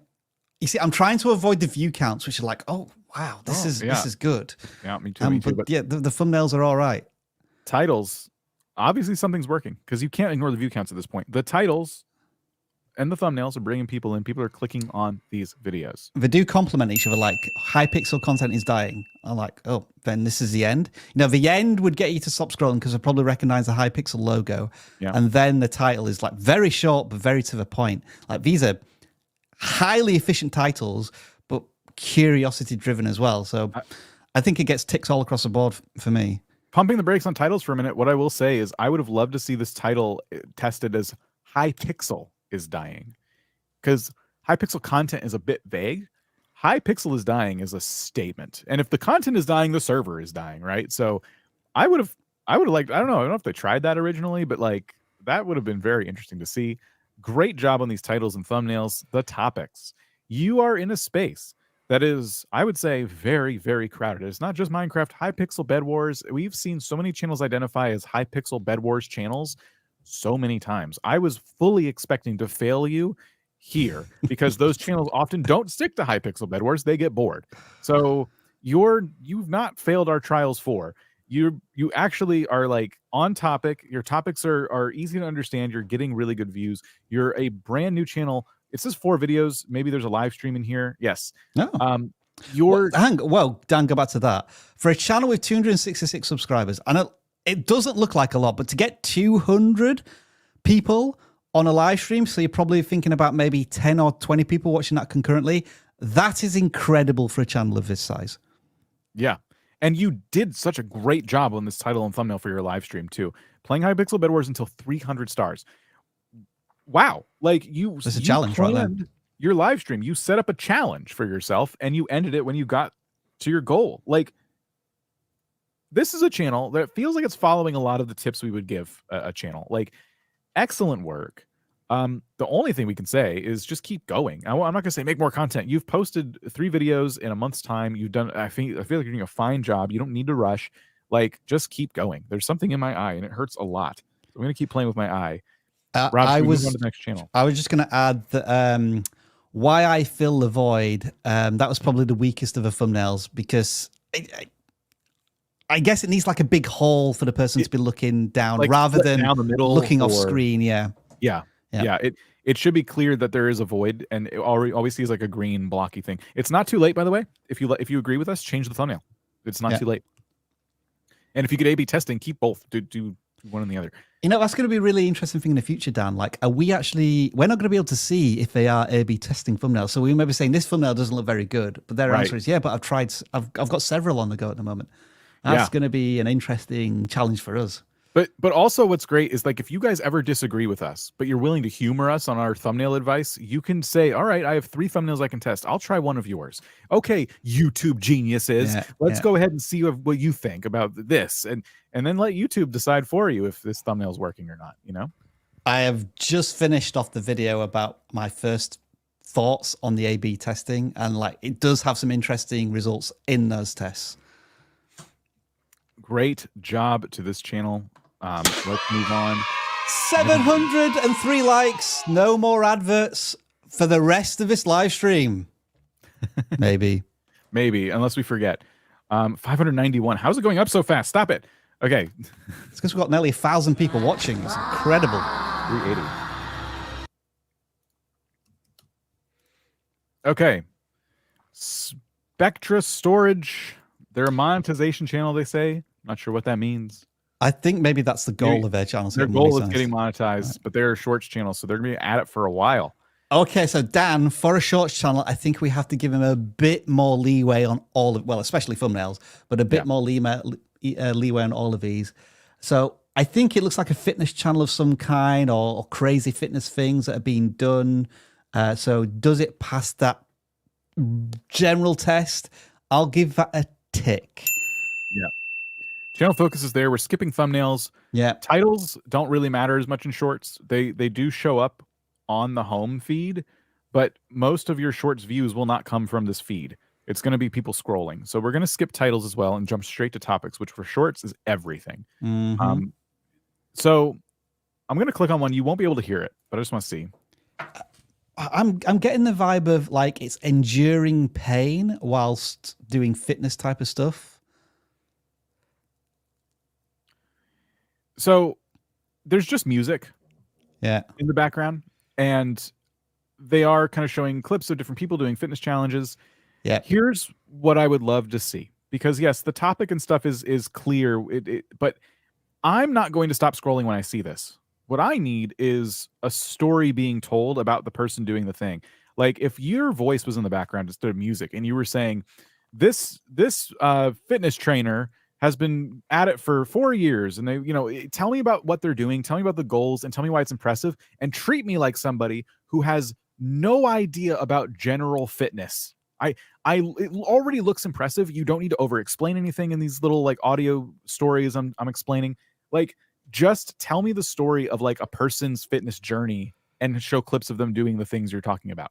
And that will make a super compelling short that even I would stop scrolling on, even though I'm not a fitness person. If someone's doing something amazing, I'm going to be interested and I'm going to stop scrolling. But a big question this creator needs to answer, because you said, I think in the goal of your channel is to monetize. How is this content transformational as it stands? Because it doesn't feel transformational to me. It's just taking clips from elsewhere and sticking on some YouTube selected music. Have you got permission from these creators to use this footage? And in terms of monetization, you're not going to earn much revenue from these shorts as well. So I think a big broader question here is like, what is the goal of this channel for you? Because just monetization, I don't think is a strong enough answer at the moment. Yeah. Now we have a whole bunch of super chats. We want to get to more random selections. We got through a good amount of channels there, Rob. We are going to review more channels. Let's promise that, Dan, to make sure that everyone leaves. Like, how about another one? If this live stream drops below 850 viewers now because you're all leaving, I'm going to play more ads. You're going to take it away. Okay, so I'm going to make you read a couple while I take a very short break. Okay, all right. Let me just start playing the music. So Dan, just to confirm, he's already gone. Never mind. So Modern Hipster Vintage, we did read out that one as a super chat, right? Yeah, I shouted. So we're on the one after that. All right, okay, Dan. Did you unstar it? Because I unstarred it, which means we lost one. No. Oh, oops. whoops. Sorry, someone super Who chatted. did We're that? gonna skip it now. I apologize. It was my fault. I'm sorry. Is there any way to get that one back? It's so I old don't know. now. It was from like 10:30. I do apologize. I'm sorry about that. Exotic Parallel, making a doc on a dead scientist using AI to voice his quotes for 4% of a video. Does this breach YouTube's AI policy?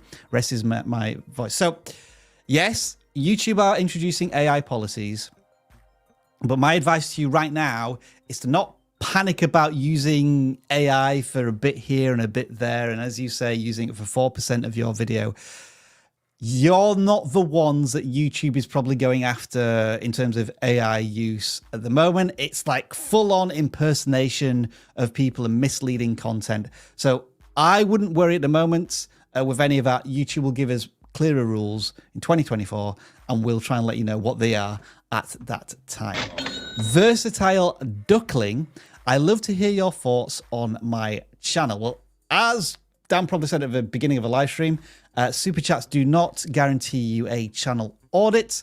We're here to answer kind of specific questions like the ones that we've been receiving throughout. Hopefully you may be picked randomly as a channel to audit, because we don't want to create a financial barrier to channel audits. We want to do that for free forevermore. War Maniac. My subscriber count went up rapidly for a video I did impulsively with no edits or custom thumbnail. I do need help with how to get the view rate back. So my guess is that it was about a trending topic that was just really popular at the time, and people were just really hungry for that type of content.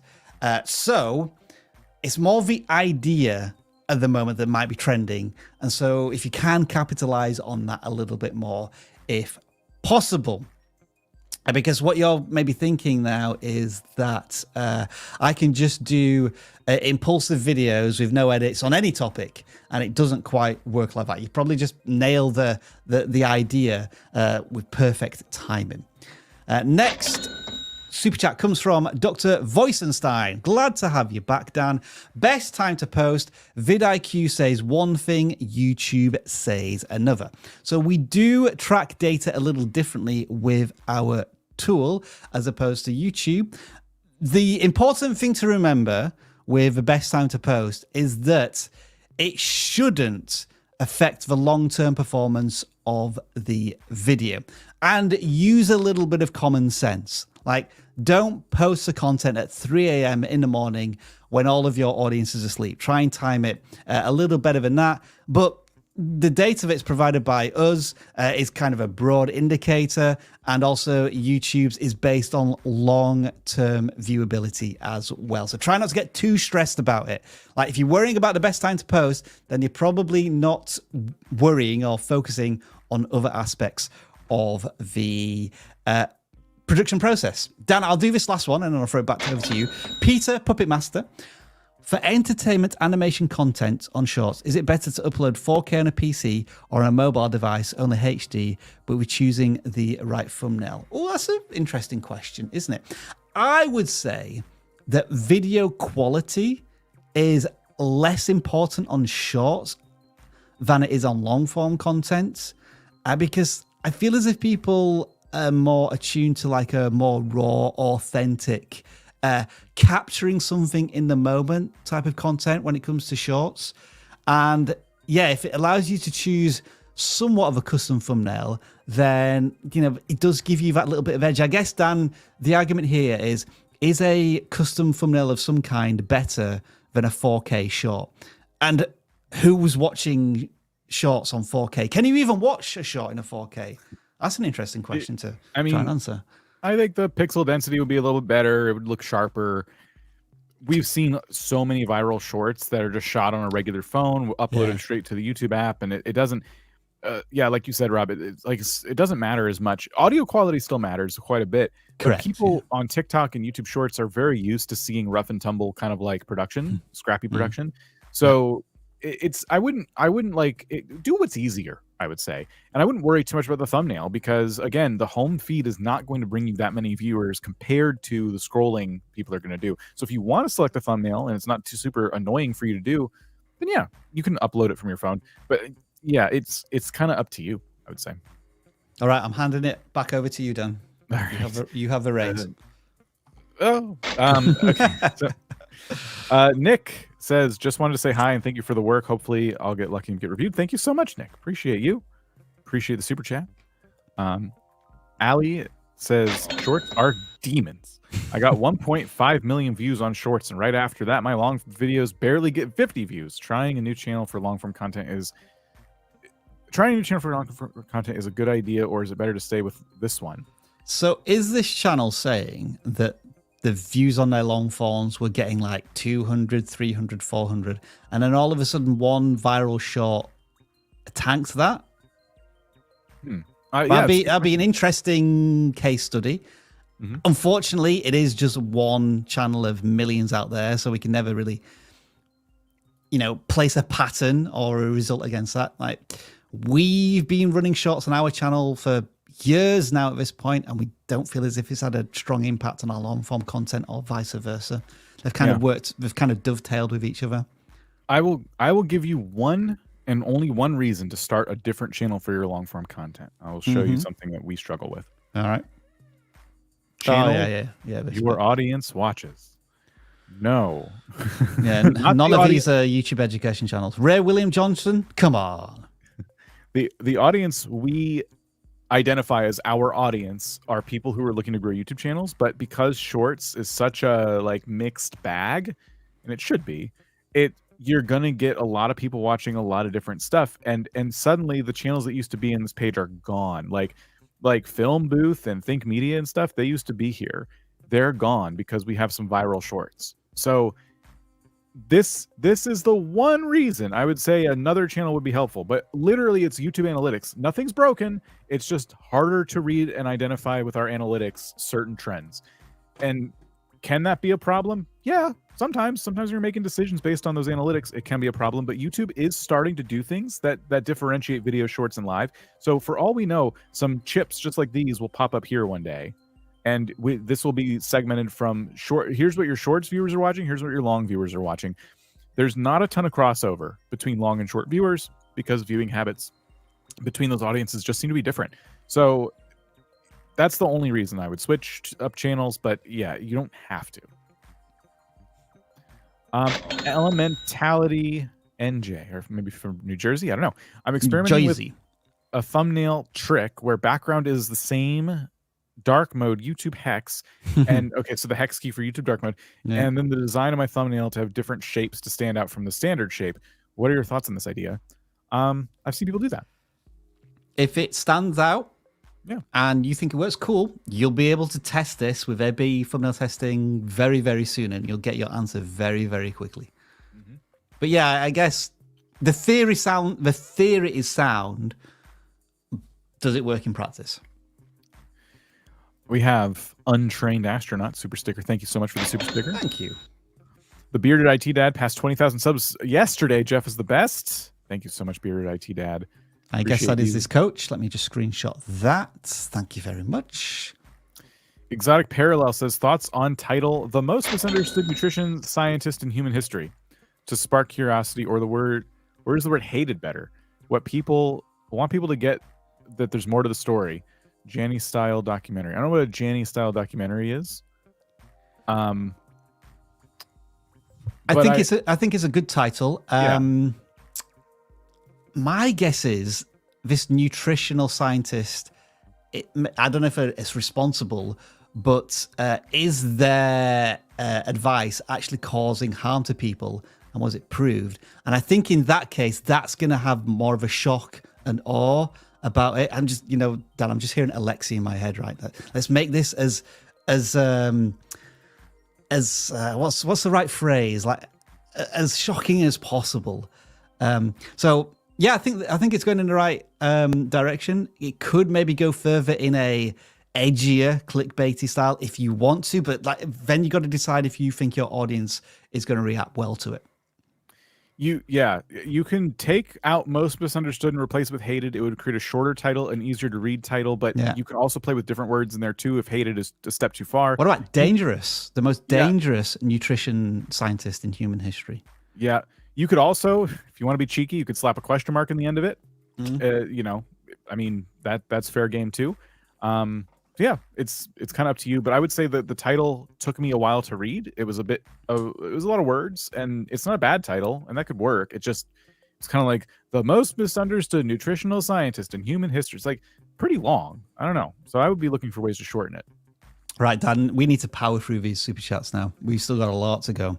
All right. But there you go. You got the Windows booting up sound effect. Jinkandula, I'm hoping I'm saying your name right. I apologize if I'm not. Becoming a YouTube member, thank you so much.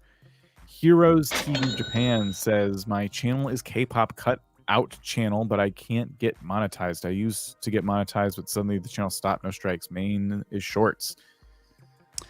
I'm sure YouTube must have given you notifications or emails as to why the content is not monetized anymore. So that's all we can point to, really. My guess is if it's K-pop music, somebody owns a copyright to it. They want a slice of that income pie.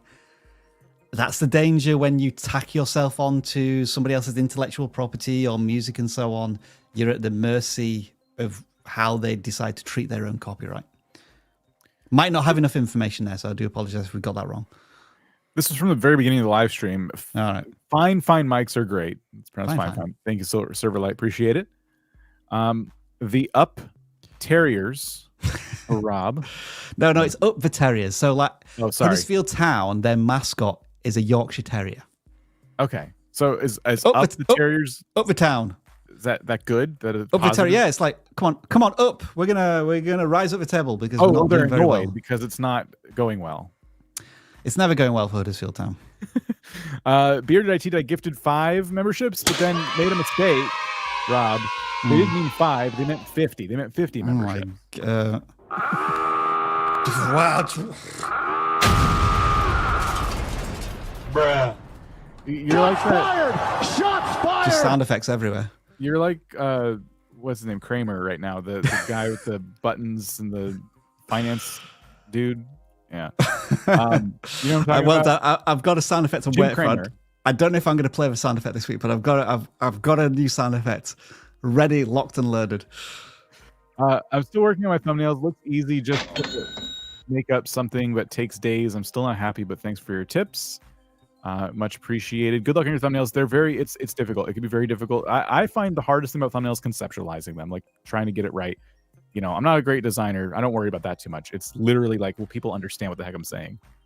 I do feel as if the A/B thumbnail testing for a lot of people is going to be an unlock, because it's just informing me so quickly about what thumbnails actually work. Like I think we've developed now a template, almost like a tertiary or a backup or a secondary thumbnail that we can create in 5 minutes and use on any video.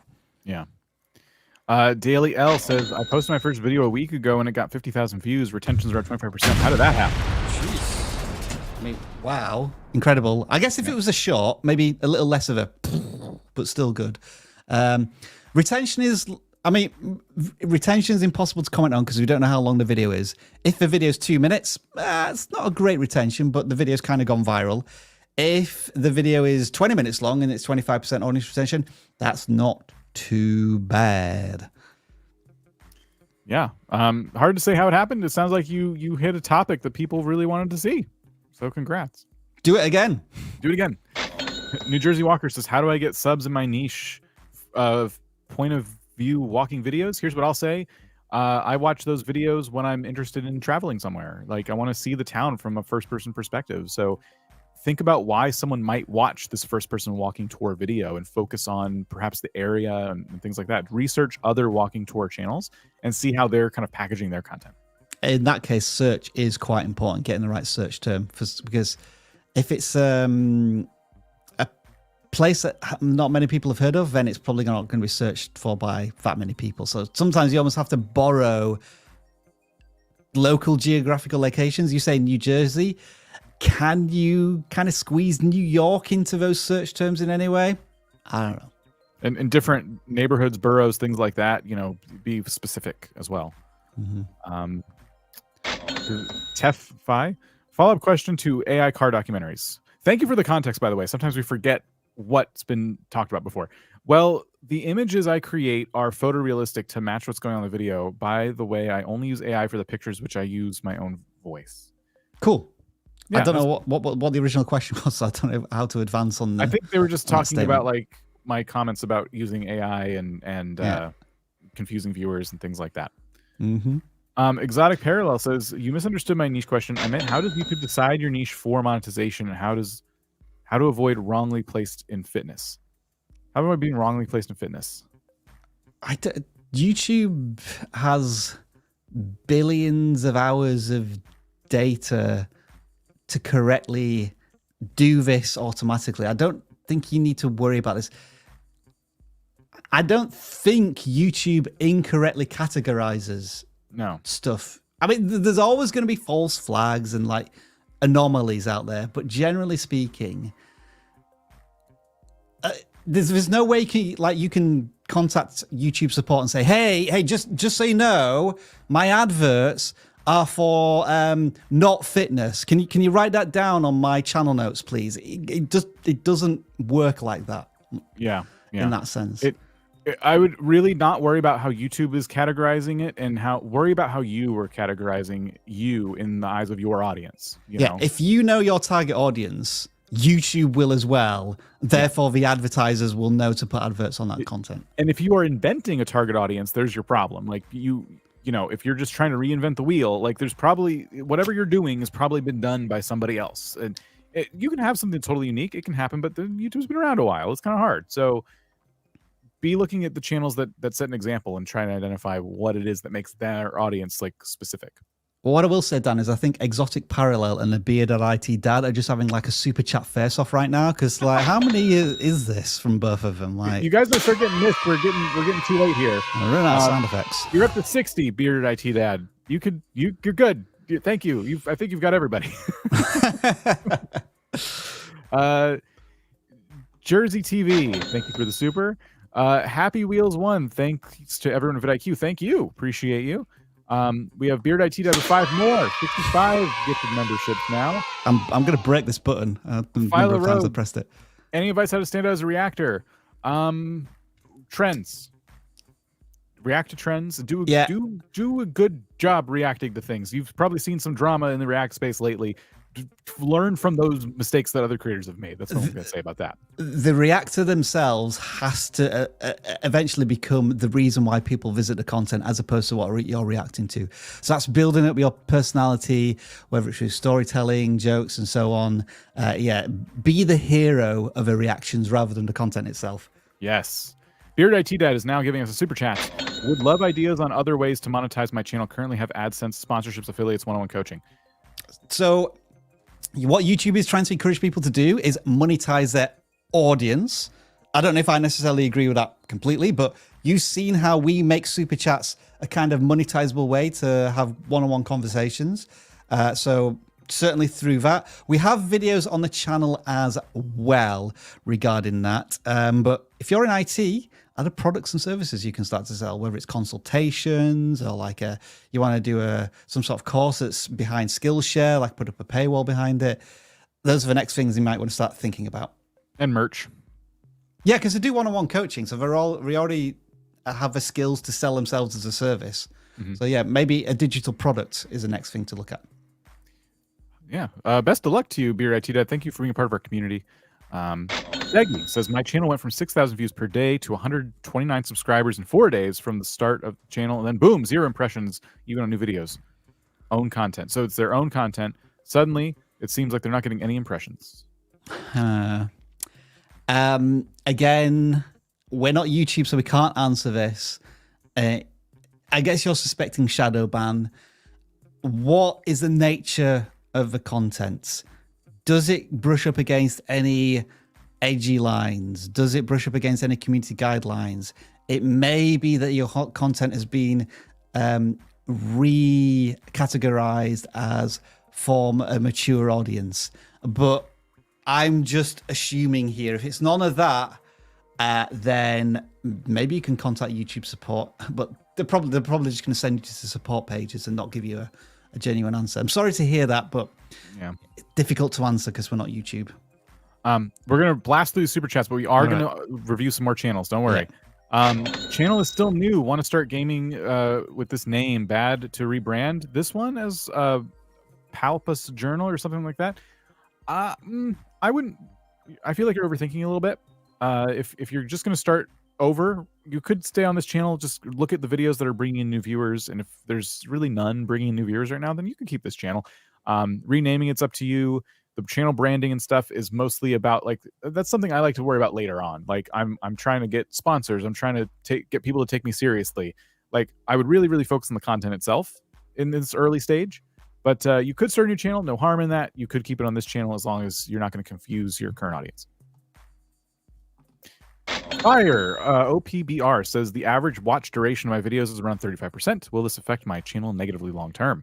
Impossible to answer without the context of the video lengths. Like for an hour long video, that could be exceptional. For a 2-minute video, maybe it's not so great. But it could be that the audience retention is lowering because YouTube is testing it with a wider audience. Audience retention is a bit fluid, like CTR. So it's really hard to give you an answer depending on those numbers. Overnight, my short views dropped channel wide for seemingly no reason. Every short at the exact same time and tanked my long form too. Am I screwed? Okay, one of two things. It could be it could be the community guidelines thing we talked about a minute ago. You might have done something, or it could just be a glitch in YouTube analytics and stuff. Sometimes I've seen this happen with channels. Everything just drops, but it's temporary, and YouTube eventually fixes it. But without looking, it's hard to say. But yeah, I would see if you have any warnings popping up on your channel about, hey, you did a thing and we're mad at you and now you're not going to get impressions. It doesn't actually say we're mad at you, but it probably should, shouldn't it? Maybe it should. Just be honest. Really clear. Two dudes with attitudes. Can you walk us through keyword searches and how to identify strong keywords to help with SEO? How do I know what trending keywords are? We can't spend too much time on this, but we have a tool. We can pull it up real quick. It's our keyword tool. If you go to app.vidiq.com and log in, if you have a vidIQ account, you'll get a lot of like different keywords. And what you're looking for are these scores. Search for Survivor Series, Dan, because this is a wrestling channel, and Survivor Series was just like the recent pay-per-view. Okay. Scroll down. So yeah, we're getting a bit there, like 2023 highlights and stuff. And then there's tons of questions on there on the right-hand side. Basically, the overall score says low, but the score is a culmination of like the search volume versus the competition. So yeah. Search how many people are looking for it versus how many people are like covering it. And right now, the reason the score is so low is because a lot of people are covering it. But what you can do is look at the question section. Can you answer any of these questions within your content? Royal Rumble might be the next thing to go after, because that's the pay-per-view at the end of January. So like they'll be starting to build up hype around that. But two dudes with attitude should already know this. Like, if they're into the wrestling scene, they should instinctively know what's coming up next. Yes, that is what's going to trend. Like, I want you to think about keywords in the context of like answering specific questions and inspiration, but I don't want you to chain yourself to keywords, because you know, as the experts in this space, what's coming up next. That means that's what's going to trend next. This stuff is all scheduled out, like Rob said. So think about what's next. Don't think about what you've missed. Like, think about what's coming up next and start to plan out videos, and then look at what people did last year and look at the titles and thumbnails that were successful, and then start to build yours around those successes. Good luck.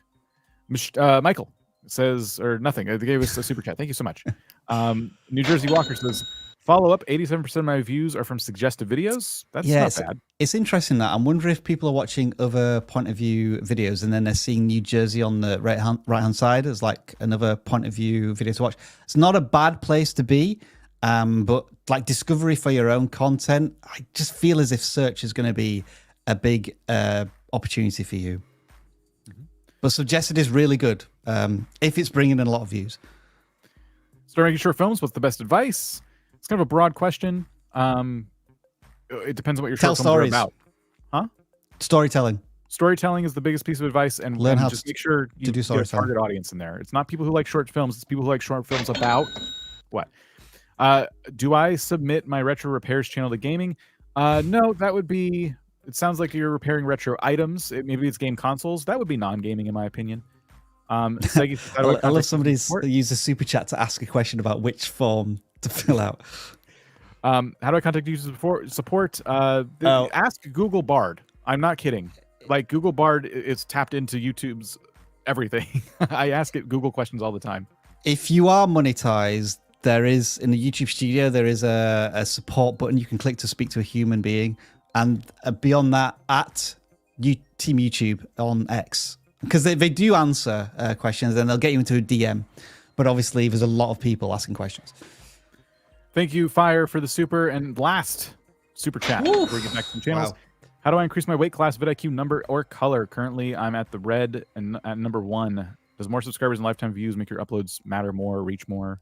Okay, so for the first question, this is one of our legacy tools related to video tags.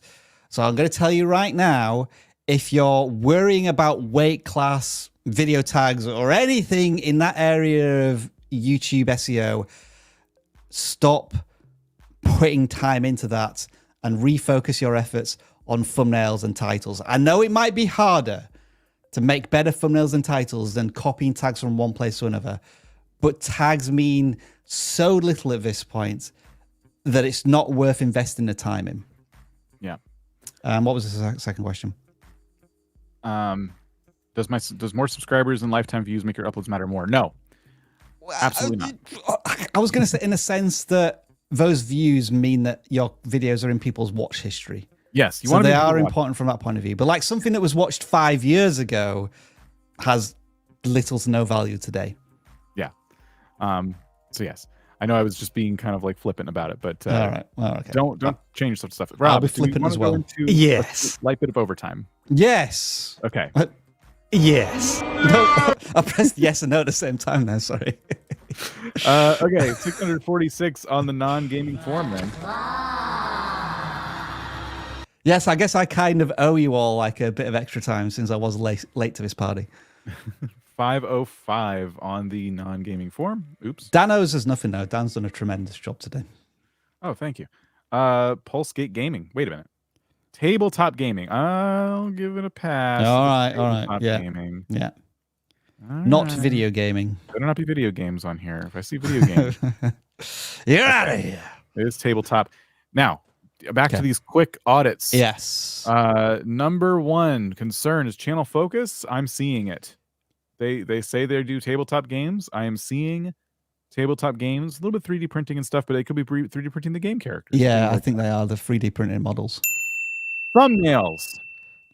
Big fat for me. Yeah. Your thumbnails need work and a lot of work. They're too text heavy. I knew it was about tabletop gaming from just my quick observation, but that doesn't mean video to video that I can tell what the heck is going on. That's not to be rude. It's so important for people to look at your thumbnails and go, aha, I know what's happening in this video. And we're not seeing that in a lot of these cases. You see the second video where it was like D&D your Warhammer. That was 3 words. The video got 1,800 views. I'm not saying it's solely for that reason, but at least the thumbnail is clear to understand in a lot less time than all of the others. So the mission for this creator going forward is to create thumbnails with 4 words or less. Job done. Move on. All right. We'll go to a gaming channel. It's 466 responses. God, the pace is just ratcheted up here. 176. Oh, see, I almost messed it up. Everyone yelled at me. 176. Oh, boy. It doesn't want us to keep going. Oh! What's happened to the form? Oh, it's back. No commentary gameplay walkthroughs. I think topic is where we're going to get you. We're going to get you. We're out to get you. Royal Gaming. Okay. Channel focus. Gangs of Sherwood. Okay, so they're playing on that game at the moment. City Skylines, they've just finished playing that. I mean, I'm going to give it just because the last 4 videos have been on the same game. Okay. Dan, like, razor thin. Oh, no. Thumbnails is where we're going to get you. Gangs of Sherwood walkthrough 3, and then it's a big number 3. Because you're a no commentary channel as well, this is especially important for you to understand. You are doing what I can do when I buy the game and just play it silently in my living room. Yeah. You have already an insurmountable task of trying to get me to watch your content based on that. You gotta bring something to the table here. And I'm not trying to be rude. It's just you're competing in such a dense space. Like, we need something more from you. My guess is this creator is literally, when they boot up their PlayStation or Xbox, they're pressing broadcast and then finish broadcast. And because look how many videos they've done in the last day, and they're like an hour or an hour long. There cannot be any editing or idea or thought going into these videos. Yeah. Just being honest. If you're going to do no commentary, then it should be music, sound effects, and then the thing happening. It can't just be you playing the game. You have to show me something amazing, and I have to understand what the heck you're going to do, even if you're not talking. Like, we've seen plenty of big gaming channels without commentary, but they do stuff with their editing to tell a story or to show me something cool or whatever it might be. Click on oldest. Okay, so yeah, you've been doing the same thing for a year, and you're getting exactly the same amount of views. Mm-hmm. Congrats on a couple of a couple of outliers. That can happen on occasion. Like Sons of Forest for you was a big outlier. Maybe you could have really doubled down onto that one. Oh, and they're not just updates, things about the game. Yeah, not just walkthroughs. Yeah, it seems like this one you demoed something that a lot of people were interested in, but how often are you going to get this opportunity? Your channel is probably pretty much about recreating the success, and this happens. This is where when people say YouTube is luck, this is what they mean. Like these are the moments where you depend on luck. You do not want to be in a position where you're depending on luck to blow up. All the stars have to align for this to happen. Sons of Forest is still a popular game, but anyway, let's move on. All right, non-gaming channel. 660 of you.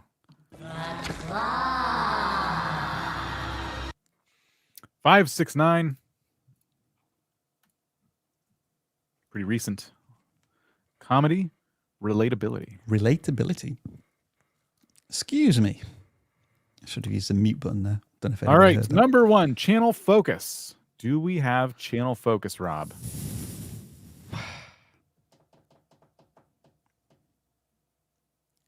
I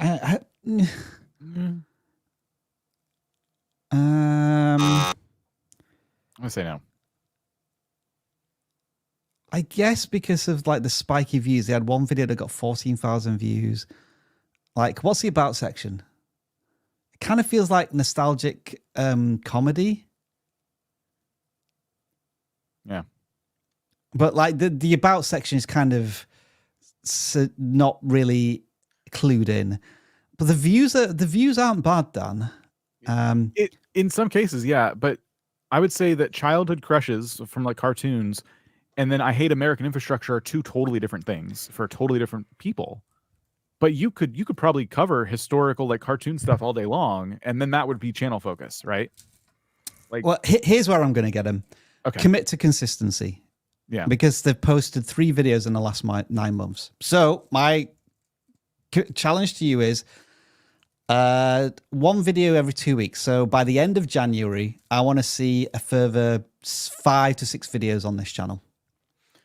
It does look like they were trying to double down with this video, childhood ops. I don't know what ops means. Sorry for being old, but maybe just villain.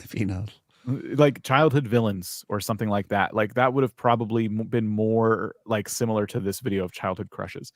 So be thinking about the way, again, for topics, if you had made it that far, be thinking about the topics of your videos and does it resonate video to video with the same type of viewer? That's what we want to see.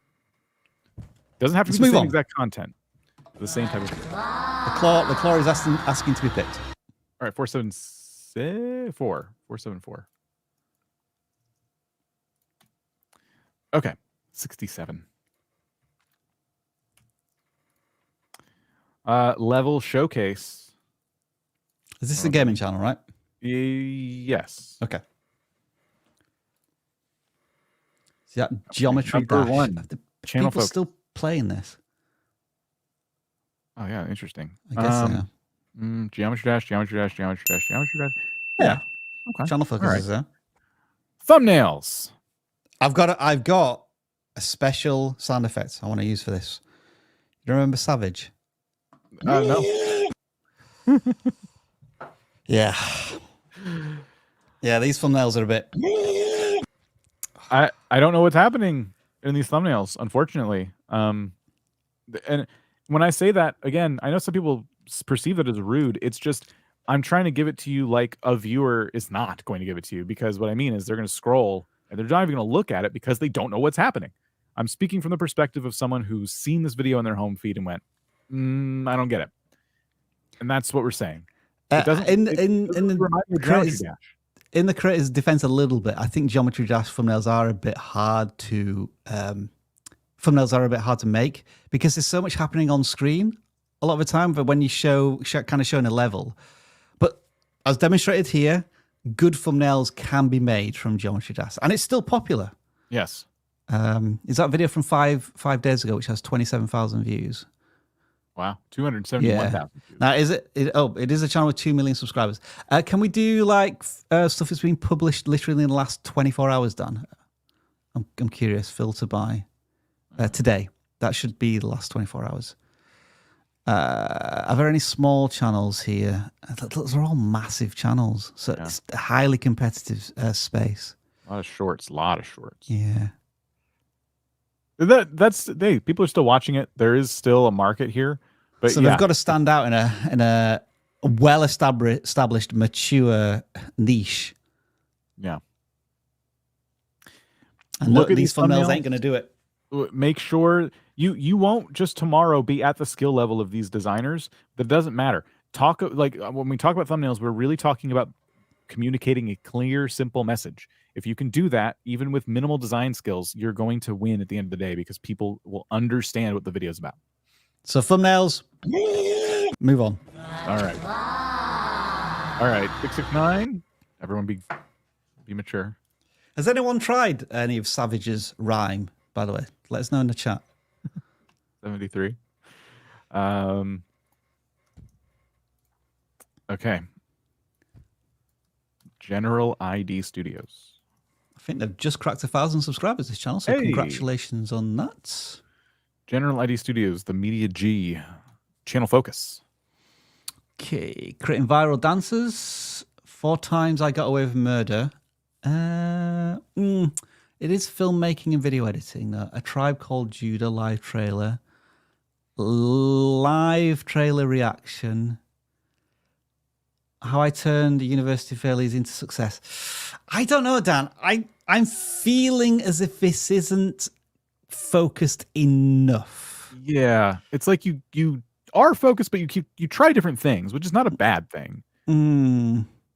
But it does make it difficult to, like, if I'm a new viewer, like pinpoint, well, what am I subscribing to? Like, day by day, what are you going to be uploading? Week by week? There's reaction content. And then there's content about not paying for these different assets for filmmakers. And I feel as if those two are different audiences. Because one is very much entertainment, sitting back, just enjoying somebody's content, reacting to something. And then not buying assets, then that's somebody leaning forward, trying to learn about how to be a better filmmaker and not being ripped off by assets companies who provide stuff. So I would say they need to niche down a little bit. Really focus on their target audience for me. Yeah, and we could talk about titles and thumbnails too, but we'll stop there. The thumbnails will definitely need some work as well. I would say that, but channel focus is going to be the big one because it does feel like 2 pretty big differences in audience there. What most popular though? Why have we got 1,000 subscribers and they're not getting that many views? Shorts. Yeah, it could be shorts. Something ripped off their hair. Not really. Yeah, we're not seeing what got this. Maybe they have to unlist something or private something. Yeah, potentially. But hey, keep at it, and best of luck. Okay, well, we blasted through that. Dan's calling it. Does this I'm mean calling we need it. the music? Yeah. All right. We gave you like 10 extra minutes. So there we go. That's it. You can leave. Dan, are you a bit tired? Are you a bit rattled after this? Whenever we rapid fire channels, it takes a lot because we're looking at so many different channels. It does. It's a lot of different things going in my brain, and I think mentally it just kind of powers down after a while. The pressure is on, but Dan, you did a good job. Well, Dan, you can boot down right now if you need to. All right, folks, that's the show. We will be back next week where I will be in the hosting chair. Hopefully the power doesn't go off 2 minutes before we go live. I'm so relieved because like when we set these streams up, we spend like a good hour before the stream getting all the tabs ready and everything set up. Fortunately, Dan was hosting this week, so like we could just jump straight in. If it was me, I don't know if this stream would have gone off at all. So Dan, again, round of applause. Thank you for soldering on for the first 20 minutes. No problem. Dan will be coasting next week. I will be hosting. I'll leave it over to you, Dan, to I'm hosting press now. the button. It's this one.